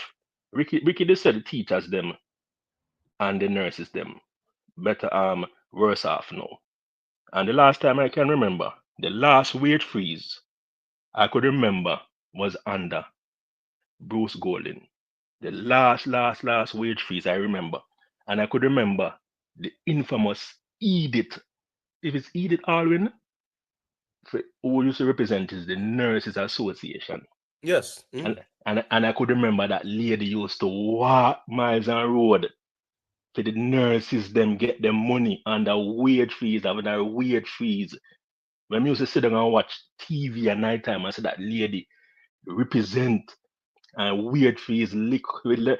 I remember the Observer always have a cartoon, and remember government always talk about austerity measures, and they always have a little bang belly. I never remember I said a cartoon with a little bang belly picnic. And the belt, tight, they call it tight belt, tightening belt measures. And the way the belt used to suck on the picnic belly, that the picnic representing the people of Jamaica. And used to draw the belt. When you look, you see a lot of the belt hang down on the ground. And the amount of draw, the government had draw, you tell us, say, yo, to tighten. And the JLP was the largest public service wage reclassification ever done. It was the largest ever done, and a lot of people in terms of nurses, doctors, judges, principals get a handsome increase. Yeah, man. Definitely before Nigel Clark left him and them not sign up everything and them negotiate with everybody before him leave, man. Remember, you know, man, as Andrew Wallace said, you know, I think it was Andrew Wallace that said it, that right now, the public sector workers are the best paid that they have ever been. All right, so let me just make HQ say a quick thing there. Big up the George now the building, you know. You know what thing go? Yeah, man. You know, just say, all right, something you said earlier, say in a conference here, Andrew said, boy, he's with the hotel workers and so forth. I'm very, very glad he said that, because a couple of days ago, he insulted those people by saying that they are politically motivated. You know, so I'm glad him come and correct that.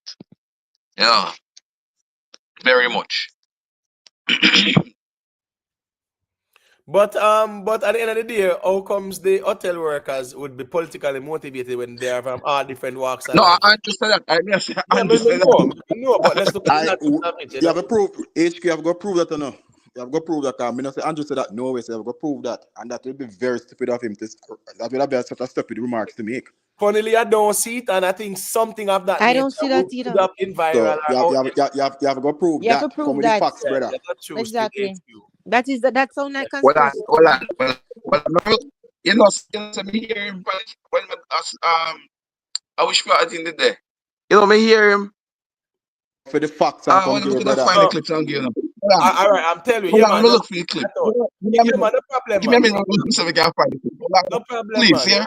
Yeah, man, let's deal with it, man. No problem. Because you know I think of for real. If me think say that would at least make the Glean or the Observer. Exactly. That would have make every single Yeah, if you think that's well on, man. Let me just mute you. Our next person can say a thing until you're ready.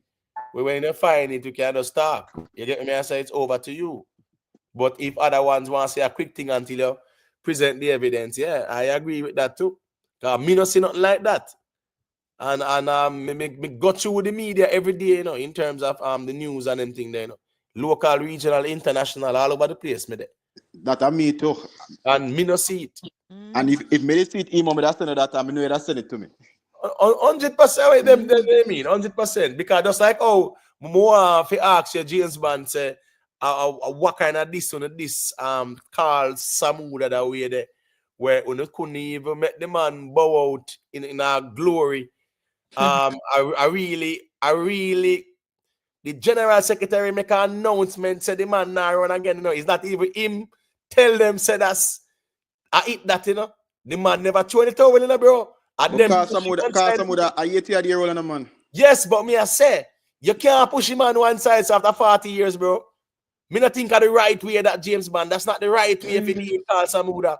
Yeah, I am sure, based on the respect of Carl Samuda having the party, I am sure whatever took place, Carl Samuda was agreeing with it. No, he said he was blindsided. They can't say you're sure. He said he was blindsided by it. He's not sure. He's not consent. No, he said he was blindsided by the news of Dr. Chang leaving. Yes, which say that he is not the standard bearer anymore. So it's not like say informally, make an announcement. Them could have make an announcement and line up somebody else and them sitting there. That me I say. Them just say, I know him, I gotta be the man, and him never tell them say him I retire. It's not like Shaw down at Manchester where say him I retire. And indeed too, him and Das so next man and a big squabble go on with them now too. Because next man say him a ear to the tune, and next man I say him a ear to the tune. So that's not a smooth transition down with Shaw there. No, but bro God, one thing we know with bro God, them not the undone politics. What do you mean by that? No, the undone politics when no family seat where you hand no, man, I'm just talking about Mr. Samuda. I'm talking about Mr. Samuda, right? What I'm saying is this now. The manner in which it was dealt with, it blindsided him. He acknowledged that because them pretty much tell him said that's I know him a run again and him never plan to leave. Him never make them could have do it a little bit. Them could have do it a little bit more. I thought when he made the comment he made it and Dr. Chang said he was blindsided. He never knows that Dr. Chang will retire. That's what I thought he was talking about. No. Dr. Chang make the announcement as the general secretary, man. You understand me? I say, Dr. Chang, I tell the people him say him now run again when him no make no announcement say that's him gonna retire. So that's the reason why even the constituents were saying them should not make him run. At least finish the election, yeah, and at least he can win it and then he can hand it over. Bro, the man at 82. Yeah. I agree with you. So if that's the case, I forgot to look into it. If that's the case, the way how it was if that's the case, they should have dealt with it better. Yeah. And I could. There has to be something behind it. I'm not going to jump out and say because for a man in the party and then you just got announced. There had to be something behind it. Of course. Hey, listen, me. Remember say wasn't handled right though. Control. Remember saying, just like with Derek Smith, right? A Reddil's road cut through both of them constituency, So so the whole of Blackwood Terrace and up on them side there. You get me? I say come on, Park Lane, 100 Lane. You get when me I say James Bond up on Reddil's road side so come straight down. I feel in place that man. Yeah, no, it's contributed. That's what I said. They have to be another back all the way back up to Cassava P side too, I think. There must be something behind it though, James, as you said, because for the 40 thing is, years after, and then you just after got 40 announced years, I'm gonna run again, Miss Julie. The way it is, and it's not even the fact say it wasn't time because the man is 80 years old, but at the same time it's just how them do it, you know what I mean? Right, yeah, the way it was done. The way it was done is very it's curious. There has to be something behind it for that to happen. I agree. That does kind of weird. Big up last Tony. No man, Tower Hill and Samuda that man. Remember say Tower Hill something them man. No Andrew one let's go down. Andrew one let's West Central. West Central they down the part there. Me know say Peter Phillips them go over upon Bay Farm Road side there. But not Tower Hill man. No man. Carl Samuda them. No man, Carl Samuel them up at Reddil's Road side, up at Common side, 100 Lane, Park Lane, the Waller region right there, so man. Yeah, man, Samuel them that man. You get what me I say? Yeah, go up to like near Meadowbrook, them side there to one them place there. Yeah, man. That was Carl Samuel them. I right up that side there. Right beside him now, go down to Mar Valley from Reddil's Road, go down to Mar Valley, you and then them side there at Derek Smith. And I 30 years in there for so them places sound JLP stronghold, but as him said, he was blindsided. So I guess the way how they dealt with it, it definitely don't look good the elder like Samuda still in a real life. Yeah, it does not deal with good, and I guess them can deal with it. Because if he's a man like that, should I really get a nice because send off even on the platform there after 40 years. Yeah, man. I won't jump to no conclusion. At least him being acknowledged. Remember, you know, him there to get an acknowledgement speech, you know, bro. Then that shows something now go on. Maybe they want the man retire, they don't want to retire, and they must be big man. You're 82-year-old now. Your time come, and him probably don't want to do it. So the government just step out forward and say, "Big man, it's time to go." Because enough of them man love power, and don't want to let it go. And at 82-year-old, I don't think nobody over 65 should be running for no political office, much less 82. Right. Big up last one, man. Anyway, thing go, man. You get what I say? Big up to all the ones and ones where they are. Drop a like on the stream, people. If you want, check in on the platform as well in terms of the panel. Yeah, the StreamYard link is pinned at the top. You can hit that link and check in and let me hear what I say. All right. George there, right? Yeah, big up yourself, George. George there. Let me hear what George has said it. All right, gentlemen. As you said, boy, the and lady. Sorry, Miss Julia. No worries. I would say the economic figures them look well, but how well are they really? All right, over the same period, right? We're saying that we have employment figures at 4 point something right now. Over the 8 years, what have been the inflation rate over the same year? No year we have had less than 6.5 inflation. So inflation is actually running at about 42.2%. So therefore, the dollar is now value 42% less than what it could buy 8 years ago. That is one scenario. The next scenario, we hear that the government saying that they are giving away all of these goodies, tax credit and tax credit. But are we aware that we have still not been able to collect enough revenue to finance our expenditure? Are we aware that we are still taking 11.4 billion every single year over the last 5 years from the NHT to help to finance the budget? And actually, in this year, we had a $45 billion deficit in the budget that the BOJ just had to release some bonds to take up that gap. And do you know that we have just taken over 11.4 billion from the Norman Manley International Airport receivable, that is receivable for the next 12 years. We are using that to give tax credit. So everything is not as hunky-dory as you're saying. In other words, and we are using future revenue to finance current expenditure, and that can't go in a no economy. But even if you were running your house. But you act like that's the only. I don't know. Yeah. Just hold on 1 second there, because got you. That NMIA receivables there, right? As me say again, I am all for government privatizing these airports and make private people run them. So me not a problem with that. And if there's equity with them have true receivables, of course take that equity and spend it on the people. No, I know the people them need it. Yes, where you want things to preserve for. And know it to spend pan. So what they are doing is taking from the quote unquote future to spend in the now, to benefit the people in the now. So what, you can't oppose that, Judge. You can't. Or about taking that money? Or about taking that money, that 11.4 billion, and giving it to farmers to subsidize tomato? They are giving it to the people, Judge. No matter what I know, where it is at right now, it is beneficial to the people. So at the end of the day, don't move it all about the place. But imitate. Our downfall in our economy is productivity. So if we don't invest in things that are going to give us productivity, we can't invest in consumption and expect productivity. George, I get that, but that receivables argument is not a good one to challenge, because that is a brilliant idea when you look at it. You get what I'm saying? All right, Imhotep, let me give you the scenario. Imhotep, You have an insurance policy and you have an equity on that insurance, and you get monthly, you get yearly equity on that investment. And in 5 years' time, it's going to be $1 million. Okay? And you say, boy, well, I don't have any money for burial expense or anything, if anything I did. But you see, you out on the road and you see a nice car and you say, you know, I'm going to use that money and buy that car. Would you think that would be a wise investment? What, to buy a car? To buy the car with your burial money. I mean, depends on where the car What go are you Of course, if the talking car, about? well, I know if the car go work for me, of course.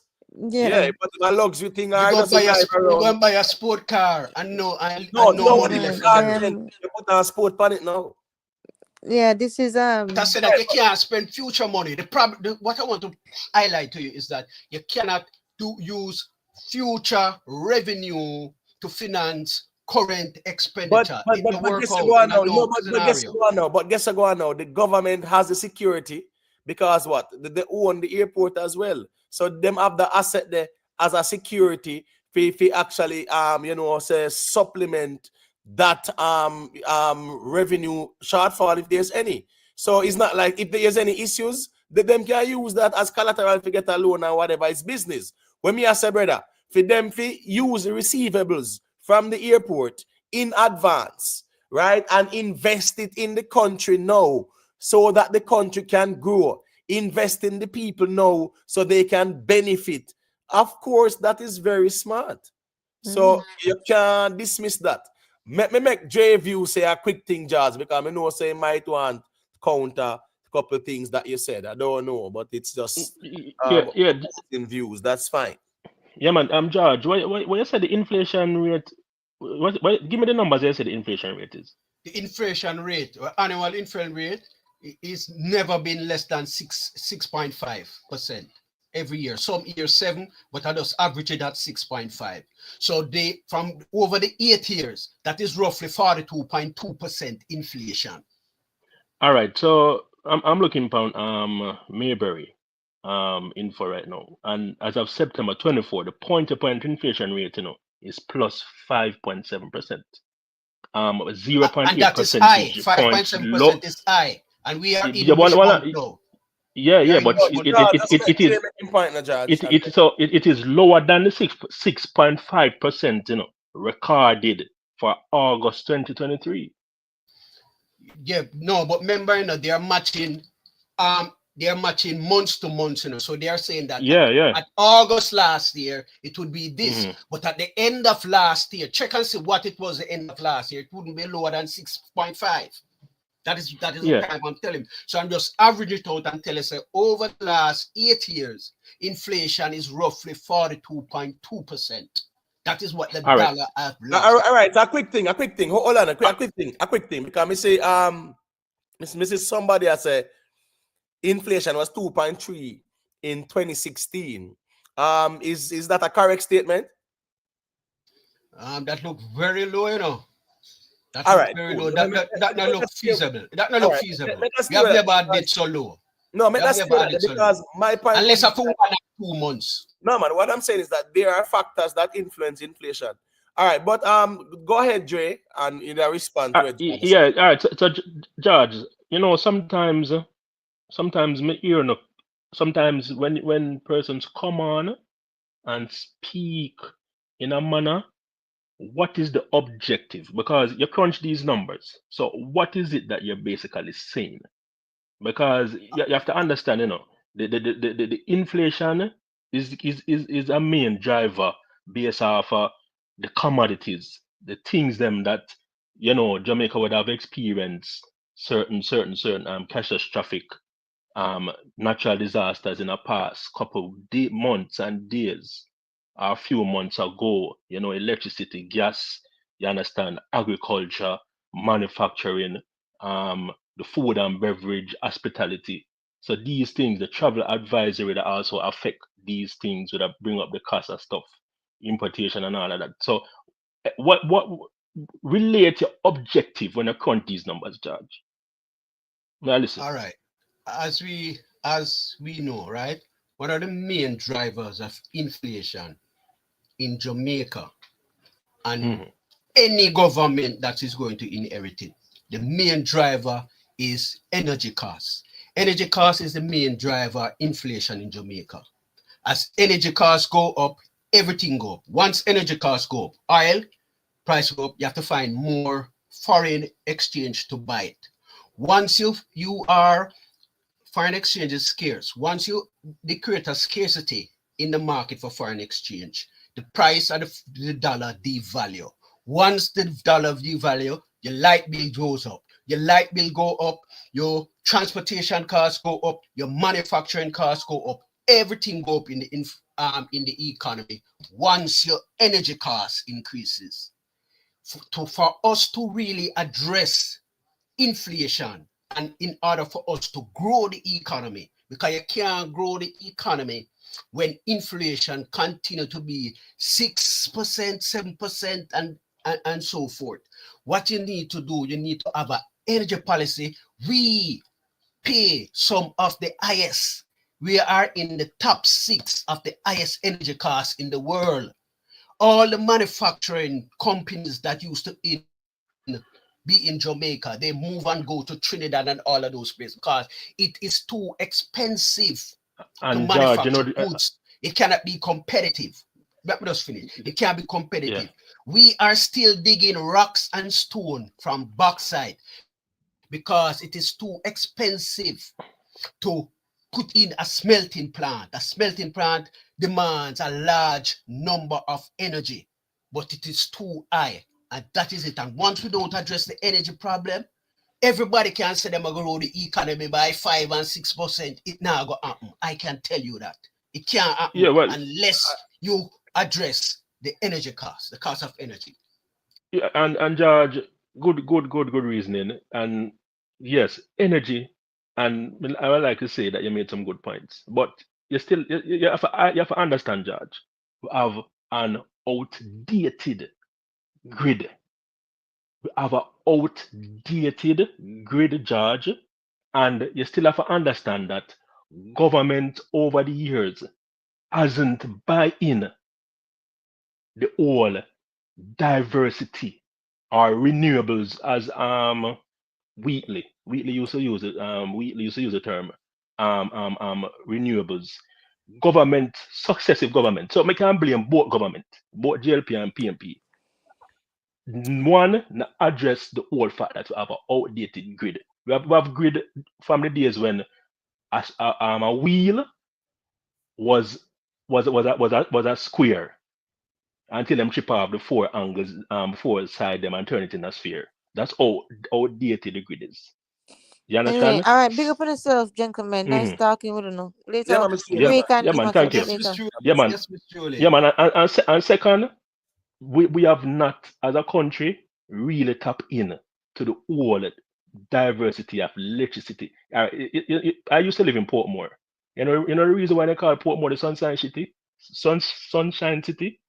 Portmore was one of not just the hottest, the driest, but sunshine at Portmore every single. When everybody else have rain, Portmore sun turn up.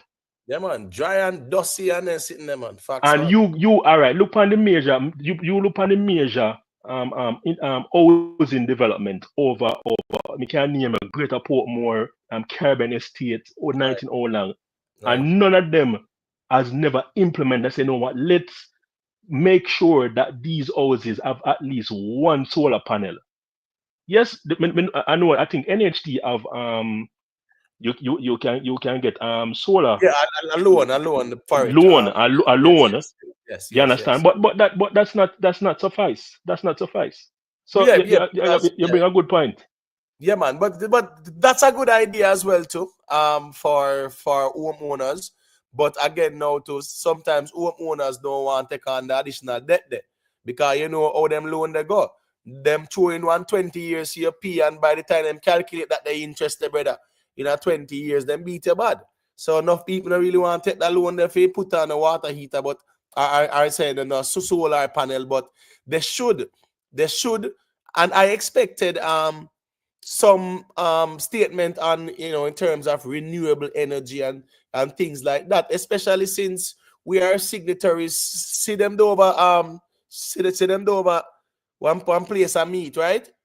And is things falling apart because the negotiations, the amount of money that should be given to poorer countries for the whole climate change settings, they don't want to give them it. So it's a big argument now on the world stage. But as I say that to say this, right? When it comes on to renewable energy, Jamaica have so much sun. We should be subsidizing the importation of solar panels then. You get what I mean? So that it can be cheaper. So it can be cheaper for everyone who wants to go that route. You get what I say? Because there is so much energy that we can garner from the sun. And remember, say as well, we need more of that kind of approach, especially knowing Jamaica during the hurricane season. When one storm pass through, all 3 weeks, 2 weeks, a place might not get back no power.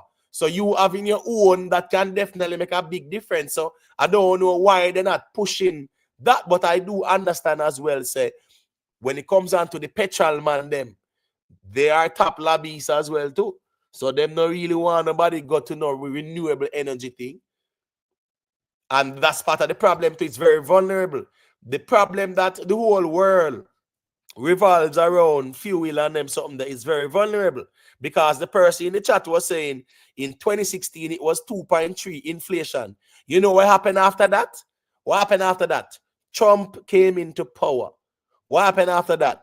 Him lock off Venezuela from the whole international oil market, which affected what? The Petro-Caribbean deal, right?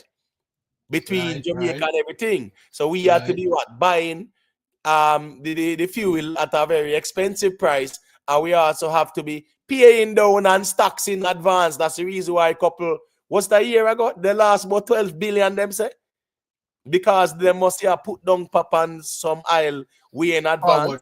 Forward. Right. So I'm just saying, the dependency on fossil fuel as well is something that needs to be looked at seriously. Me know, so them say them are go build one nuclear reactor or whatever. Them a partner with who is it? Canada, something like that. But that's a pipe dream. No, but listen, at least down the line. No, that's fine. We're not a pipe dream, but because at the end of the day, something that is plausible, so that's fine. What I'm saying is that the dependency on fossil fuel definitely create shocks, especially in the areas where it go a little war broke out now in the Middle East part there between Iran and America. That go better. The oil price gone way up. If Russia and America tensions build up further, oil price gone way up. All those things actually affected the inflation during 2016, 2017. The Jamaican government under Andrew Warnes had no choice but to divest the Petro-Caribbean thing. And the way how they dealt with it, well, they didn't deal with it in a very amicable way with Venezuela still. And he left a bad taste in the Venezuela people in mouth. But Andrew Warnes never have no choice. He couldn't play tough and then Trump would have locked him down in terms of cutting off certain resources and funding and them something there. So at the end of the day, as a smaller country, you have to read the room. And I think Andrew Warnes was smart there. So, but my point is that definitely increased the cost for fuel. And fuel increase everything else. What increased at the pump, everywhere else it increased inflation. Right. So that's the reality, I think. So our dependency on that, we have to look at it. We have the sun, we have the sunshine. So I don't know why them don't aggressively press for this solar panels and houses and subsidize these things. Just is either take up the tariffs after it or whatever, so to speak, and make it more affordable. You understand me? I say that makes sense. Definitely, that makes sense. We can touch back on something what we mentioned previously. Yeah, man, sure. All right. So the whole aspect of the hotel workers, yes, and yes, man, the Prime Minister did hinted. I think him said something on the platform and in West Kingston a few days ago. Yeah, man, him said something that it's slightly politically motivated, but I think him use it in a diplomatic way. But him did say it. But you have to play the tape and hear, but him squeeze it in little. You understand? So that's why nobody not really pick it up, but he did make a little in. Right. A poor choice of words that still, you know? Yeah. But may I go say something still. To me, I don't really see it as political. No. May I go say it because I was, used to work in a government institution, and even in a government, there is what I call workers going through hardship. It is not easy. So even in a public and private sector, you have to have some level of representation to stand up for you. When you come on to the bargaining table. True. You have to have somebody. And yes, you can farm. We know Jamaica. Most things go off, and most people see you based off of your experience and the clout and how far you come from. You understand? So, for me to say this, the tourism sector, and even you mentioned about the security guards. You know that the security industry is one of the biggest industry, and the security industry was one of the industry was going through a lot of problems in terms of workers' rights. Workers it is one of the main ones right now. But the problem is exactly a lot of conflict of interest when it comes onto the government. That are the problem too, because the government owes them a lot of money. Remember, they do a lot of government contracts as well. A lot of money, but at the same time, the same government want to formulate laws so that the people can be considered employees and get whatever benefits and them something there. Conflict of interest that you get what I say is peer issues. Yeah, but imagine because we call it a spade a spade. The government is part of the problem. Let me say this. Most of these security companies have $1 million contracts with the same government. Right. Most of these companies would have come up, and some of them would say, all right, they would get their contracts in a private sector, but most of them are public sector. Now, the Ministry of Labor is the Achilles heel right. of all of these entities, especially the security companies. Yeah, facts, you understand? Man. Facts. And because you have to understand, so you see, there is a void for representation where the Ministry of Labor is falling short, and this is where union representative. It's just like you have an area, and government now come in and provide the necessary resources and the necessary infrastructure, and who come in. Now look, man come in and say, yo, me are the big shot, and me can provide police services. You understand? Me can send the kids back to school. It's the same thing. The Ministry of Labor has been failed to come up with amicable in terms of what. All right, so for we're going to say, all right, for each industry, we're going to align you with specifications and rules and bargaining power and bargaining rights. Everything you just join in a one. Say, so somebody come and say, all right, you will work for me, this way I give you. And the Ministry of Labor now have nothing we can prove or show. So it has festered for decades. So not just the security officers, a lot of people in the hotel industry have faced the same hardship. Right, but let me show you this now. Let me show you a thing now, right? In the hotel industry, right? If the people then get unionized and then get a better paying jobs, guess what go on now? It's the what? It's the visitors that pay for that, no? Yeah. Cool. In the security industry now, right? Whenever there's supposed to be like a pay increase and things like that, the companies who themselves are lobbyists as well, what you think them do? Them tell them, say, yeah, now. All right, if you increase the salary, fine, we don't have no problem paying them. But what we will have to do is to increase what? The cost for our services, right? And you know, if it's a manufacturing company, if them are pay more for security, it means what? That I eat out of them profit or whatever. So it's a whole ripple effect, and them always use that as a valid whip to subjugate even the Ministry of Labor in pushing for certain rights and them being unionized and things like that. Good point. You understand me? I say? Because them say, all right, cool. If you want to raise the minimum wage to this for them, and if you want to give them certain rights and leave and things like that, cool. We're going to transfer that cost to you, the client. And that's the reality of things. But the security industry, it is a sad situation to know that everybody just go around, dodge around it. Nobody don't want to engage with it in terms of the rights of these people. You get what I say? In terms of them being manipulated. I remember as well too, when the new law was passed, and that was because of the NHT ruling, right? That made the officers automatically employees. You understand what I say? Yeah. And that contract. Companies wanted people to what? Indemnify them things, sign away all that 10, 15, 20 years worth of service. Meaning give up. Give up the whole of that. And a man just work like a slave now and have nothing for sure. And a man say 20 years, yeah, me I do this for 25 years. And all of that way you must get back now as a result of the court ruling. They make you sign piece of paper. And if you don't sign it now, we're going. You go your yard and you go sit down and not worry. You get what me I say, General? Yeah, man, I understand, man.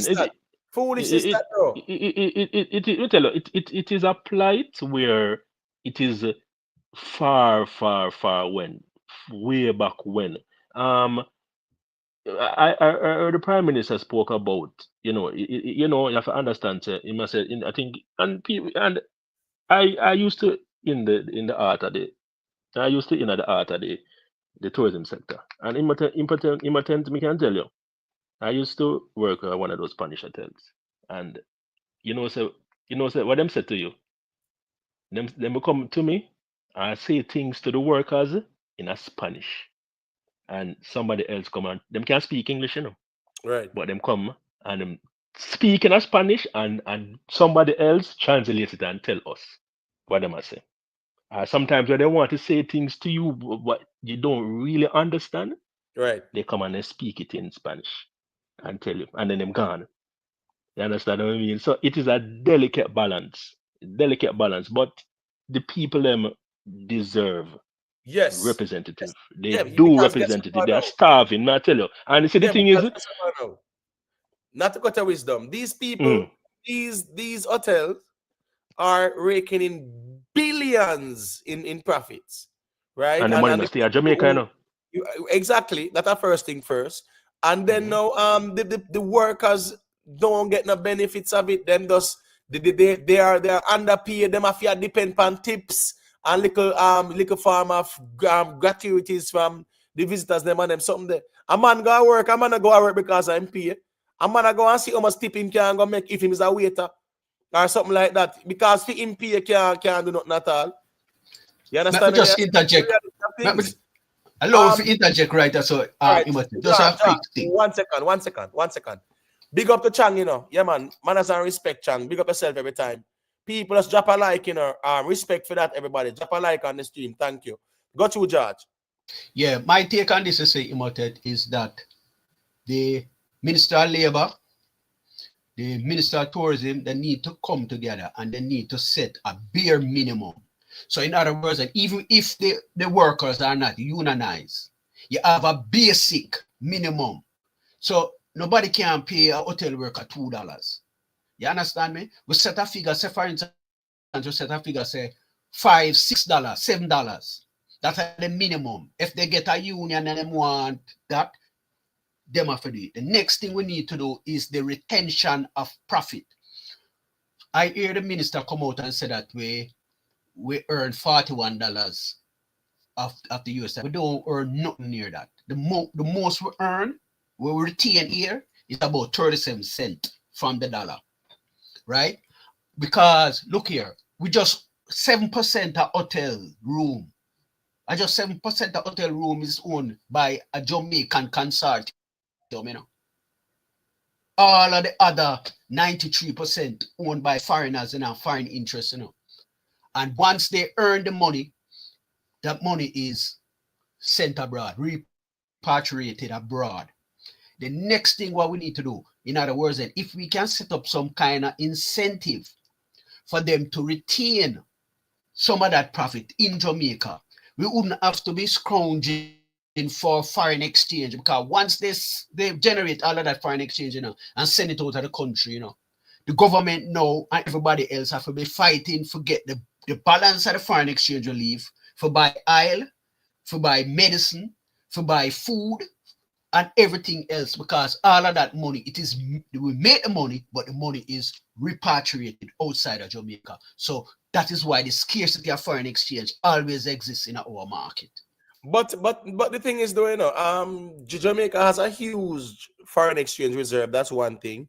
These are private investors as well. We come from Spain or wherever, right? So therefore, yeah, part of the agreement is that they repatriate them profits. What the government get though is through their taxes or whatever, and then get it in the US dollar or whatever too. There are certain tariffs, right? Or certain fees, certain landing fees, and them sitting there. The government get that one and get it in US dollars. So at the end of the day, the government has many ways and means to generate US currency. They don't have to really depend on the hotel them for deal with that. You get what me I say? Then sell the backside, hey, then get the US feet. You understand me I say? So US is not the problem now still. US is not shortage now. Yeah, man, US is a problem. US is a problem. That is why the dollar is devaluing all the while. No, I'm talking about for the government, right? Because our net international reserve, yeah, man, is a lot of US dollars in there. But what I'm saying is that the problem that we are importing more than what we manufacture, I understand that part there, right? Because we importing things using the US dollar to buy it. And that's a part of the biggest problem, the cost. Because it has to be imported. You understand what I say? And a US dollar them use. So that is the demand versus the supply. So me get that part there still. But in terms of the government now, I think so them good right now in terms of where they generate. At the end of the day, these hotels employ people. Them just need to pay them good. But when I say, just like how him stand with them, he must stand with the private security officers too. But as we say again now, is a conflict of interest, because the Ministry of Labour would have to intervene and carry them go court and them sitting there. All kind of something have to go on. So it's a whole different ball game still. But anyway, still let me just hear on a closing argument, because I'm gonna take for myself and now, you see. So let me hear closing argument, the judge. You check in late. A chair 120. Yeah, all right. Yeah, my closing argument now. As I said before, you see, we need to address this energy thing. This is the first. Any government going to make any move. The biggest move I go. You see, like how we regulate the motor vehicle, and we bring in the cellular phone. The next big thing we need to do. If we don't do this energy thing, we will just be talking about economic growth. In other words, then, don't care how high our NIR is. NIR, if you have right now, we have about more than 52 weeks of NIR. After 39 weeks, your NIR become useless. Anything over 39 weeks, it now come like you have money in the bank and you now get no interest on the rest of portion where you have. If right now the only person who get unsecured loan in Jamaica, apart from the Prime Minister, is JPS. JPS carrying on their books US 358 million unsecured loan. That is where the JPS carrying out. That means those persons who own the JPS, they don't have the financial backing for support themselves. So it's really the government carrying. So you know what we need for the biggest move we need for. Is a part owner, is a partner in a JPS. Remember them? Yeah, we just have 19%. We just have 90%. What we need to do? We still a part owner. Yeah, but what we need to do, we need to use some of the NIR money there. Take out $1 billion, pay them, take off the 358 after the book, 358 million after the book, and use the rest and bring in some companies who can go in a renewable. You see, once we bring down the cost there, we can get productivity up, because That is our main problem. The cost of manufacturing is too high. A manufacturer can't pay 70% time overhead costs go to energy costs. That don't make no sense. You can't manufacture nothing here. Right. You know? So that's my closing. All right, respect. A quick thing there. Gary Mosley and Sharon Bless. All right. Gary Mosley, I want you to type in the chat. When was the 2007 election? What time of the year was the 2007 election? Gary Mosley. Gary Mosley, just type in the chat what month of the year in 2007 was the election. Okay. All right. Cool. Because I remember that election very, very well. I never forget that. Top Mall Road and bottom Mall Road, and the man them a shoot all night. I mean all night, because one a PNP, one a Labour, right? 2007. All night. The man them a exchange it up the road. Boom, boom, boom, boom, boom, boom, boom. And then by 5 in the morning, everybody start knock some pot cover and them something there. So at the end of the day, still Mosley have a valid argument because a 9 months that so you know, yeah, the JLP took over after that. So 9 months in, at least him can put the argument there forward still. You get what me I say? In a real life, that's a valid argument still. So at least him can say in 2007 it did look good. All right, so J views. Let me hear what I said it. Yeah, man. My closing argument is the Prime Minister. Him said he could have said so much, but as I say, he was for just right at the base. And he said that there's a lot more to be said, and in the upcoming days, Favor Williams, you know, but she's going to likely crunch the numbers with the reduction in the JU, in the GCT, in terms of the electricity, and you know, whatever shortfall and whatever, you know, the intricacies of those numbers and stuff like that. So right, because I think she's saying it's gonna cost 1.5 billion. I think them asked already. 1.5 billion, she has said. So at least them do some calculations, you know. There's you know said the other night I heard, and you know, said there's so many things that is the first time that the entertainers, the what you call them now in the industry, the entertainers, right? They have an health scheme for them. Did you guys hear that? Yeah, man. It's a $50 million dollar thing. Yeah, man. Exactly. So people are the performing arts. People were do were set up the lighting for these right, as long as they are registered, you know. Yeah. Registered, yeah. Right. They likely can go and seek some redress for any health issues them have. Yeah, man. So when you hear people say nothing now go on, oh please, I really like really. I can personally tell you, for me, for personal to take out a health insurance on my individual self costs a lot more. So when somebody subsidize and you maybe pay something, and at the end of the day it benefits you, something is happening.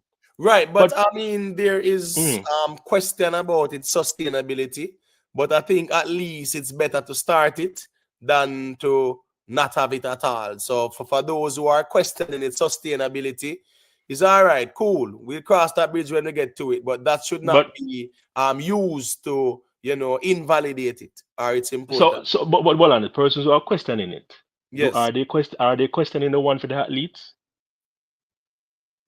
I mean, I hear about that question the one for the athletes. And athletes, they're not saying that the athletes them deserve it. The performing arts, the musicians, they have put Jamaica on the map. Yeah, the Sly and the Rabbies. So you might them pay any part of it, the artists them, they make any contribution to the scheme?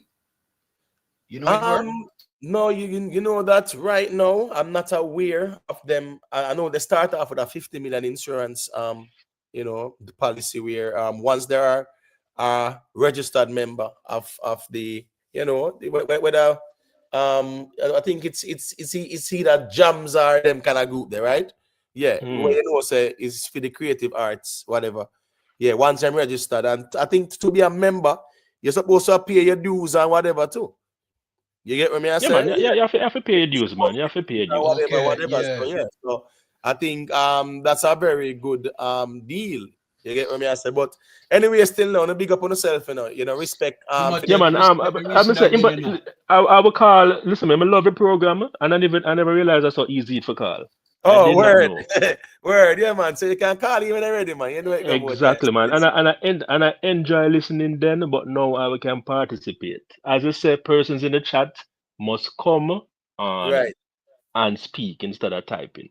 Yeah, man, and as we say, sometimes I don't think them kind of read the platform. I think sometimes when they are opposing views, them just feel like say, oh, I want PNP platform this, oh, I want JP platform this, and yeah, them have to understand, say, even though there are a lot of those type of platforms on YouTube, and that's how we operate. We kind of like the debate and the opposing views, and we reason it out. Right there still. So I just write the there still. So big up yourself in J views. You know some manners and respect, you see? Yeah, man, respect. Yeah, man. And bless up in George. You know what the thing going, All right, Yeah, man. respect of time. Yeah, man, George, bless up. Yeah, man. Big up to the ones and ones, man. Respect to everyone, Big up to King Uzziah as well in the building. DeAndre Small. Yeah, big up to Grey. Yeah, big up Grey. You know what's man in. I have to check out Grey dancehall reasoning. Manners and respect Grey every time. So people just drop a like on your way out. Yeah, man. And next, like a good little political reasoning. Big up to the politics ones and ones who check in as well. And big up to the music people who know say, all right, cool. Is a little politics reason. So I'm gonna just pass to drop a little like and keep it moving. Big up to Constable Pit too, you get what me I say. Big up yourself, my general. Last Tony, Big Papa, all the ones and ones them who pass through. You get what me I say? I wish them manners and respect. Chad Wayne, Chang, bless up. You know what thing go. Ricketon pass through, chat some things. Ricketon a craftman too, so you know the thing go people have to police Ricketon, but sometimes when you can type in a chat where him say wrong, rather than attacking the moderator, say, oh no, I make him get away with that and them something there.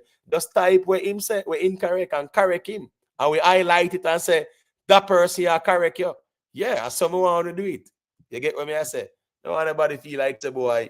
Everything where a man say, yeah, we are going to pick it up or whatever. No, sometimes we are speaking a certain context and we know some man say 10 points, we just choose the one where I going to be relatable to the context. So all right, so that they still. These are nice. Big up, man. Only good karma. Yeah, man. Bless up only good karma over the English side. Big up the English massive. Big up all the ones and ones, man. You know what the thing go. Big up to the playback crew as well, Everybody on the playback crew, man. Big up. Jamon. Yeah, man. Big up, all the ones and ones. Poseidon, them, man. All the ones and ones, man. Private figure. Yeah, big up Lady B official to me. Say Lady B official passed through earlier as well. Lady Janice passed through. Big up to Miss Julia. Rick Storm, the thing go. Big up to everyone. How we say manners and respect. Hold on, let me check out the poll here and see how much persons engage in the poll. All right, so let me see where we're going now. 600 votes.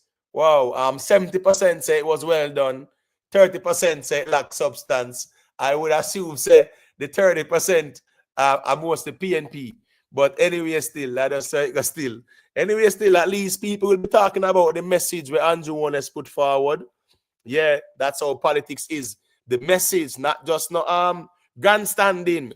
Bring on a Richard Curry from no Accompong town as if say him can move the needle for you. Richard Curry not care about you. Richard Curry not come out, come vote and tell no Accompong to vote on the election day. Right? Yeah, so at the end of the day, nobody cared about what was said. That's the reality of things. It's just no Vibes Cartel was there and that's it. But anyway, still people, it was a good little reasoning, opposing views, different perspectives. That's the nature of the platform, and that's how it goes. So, big up on yourself.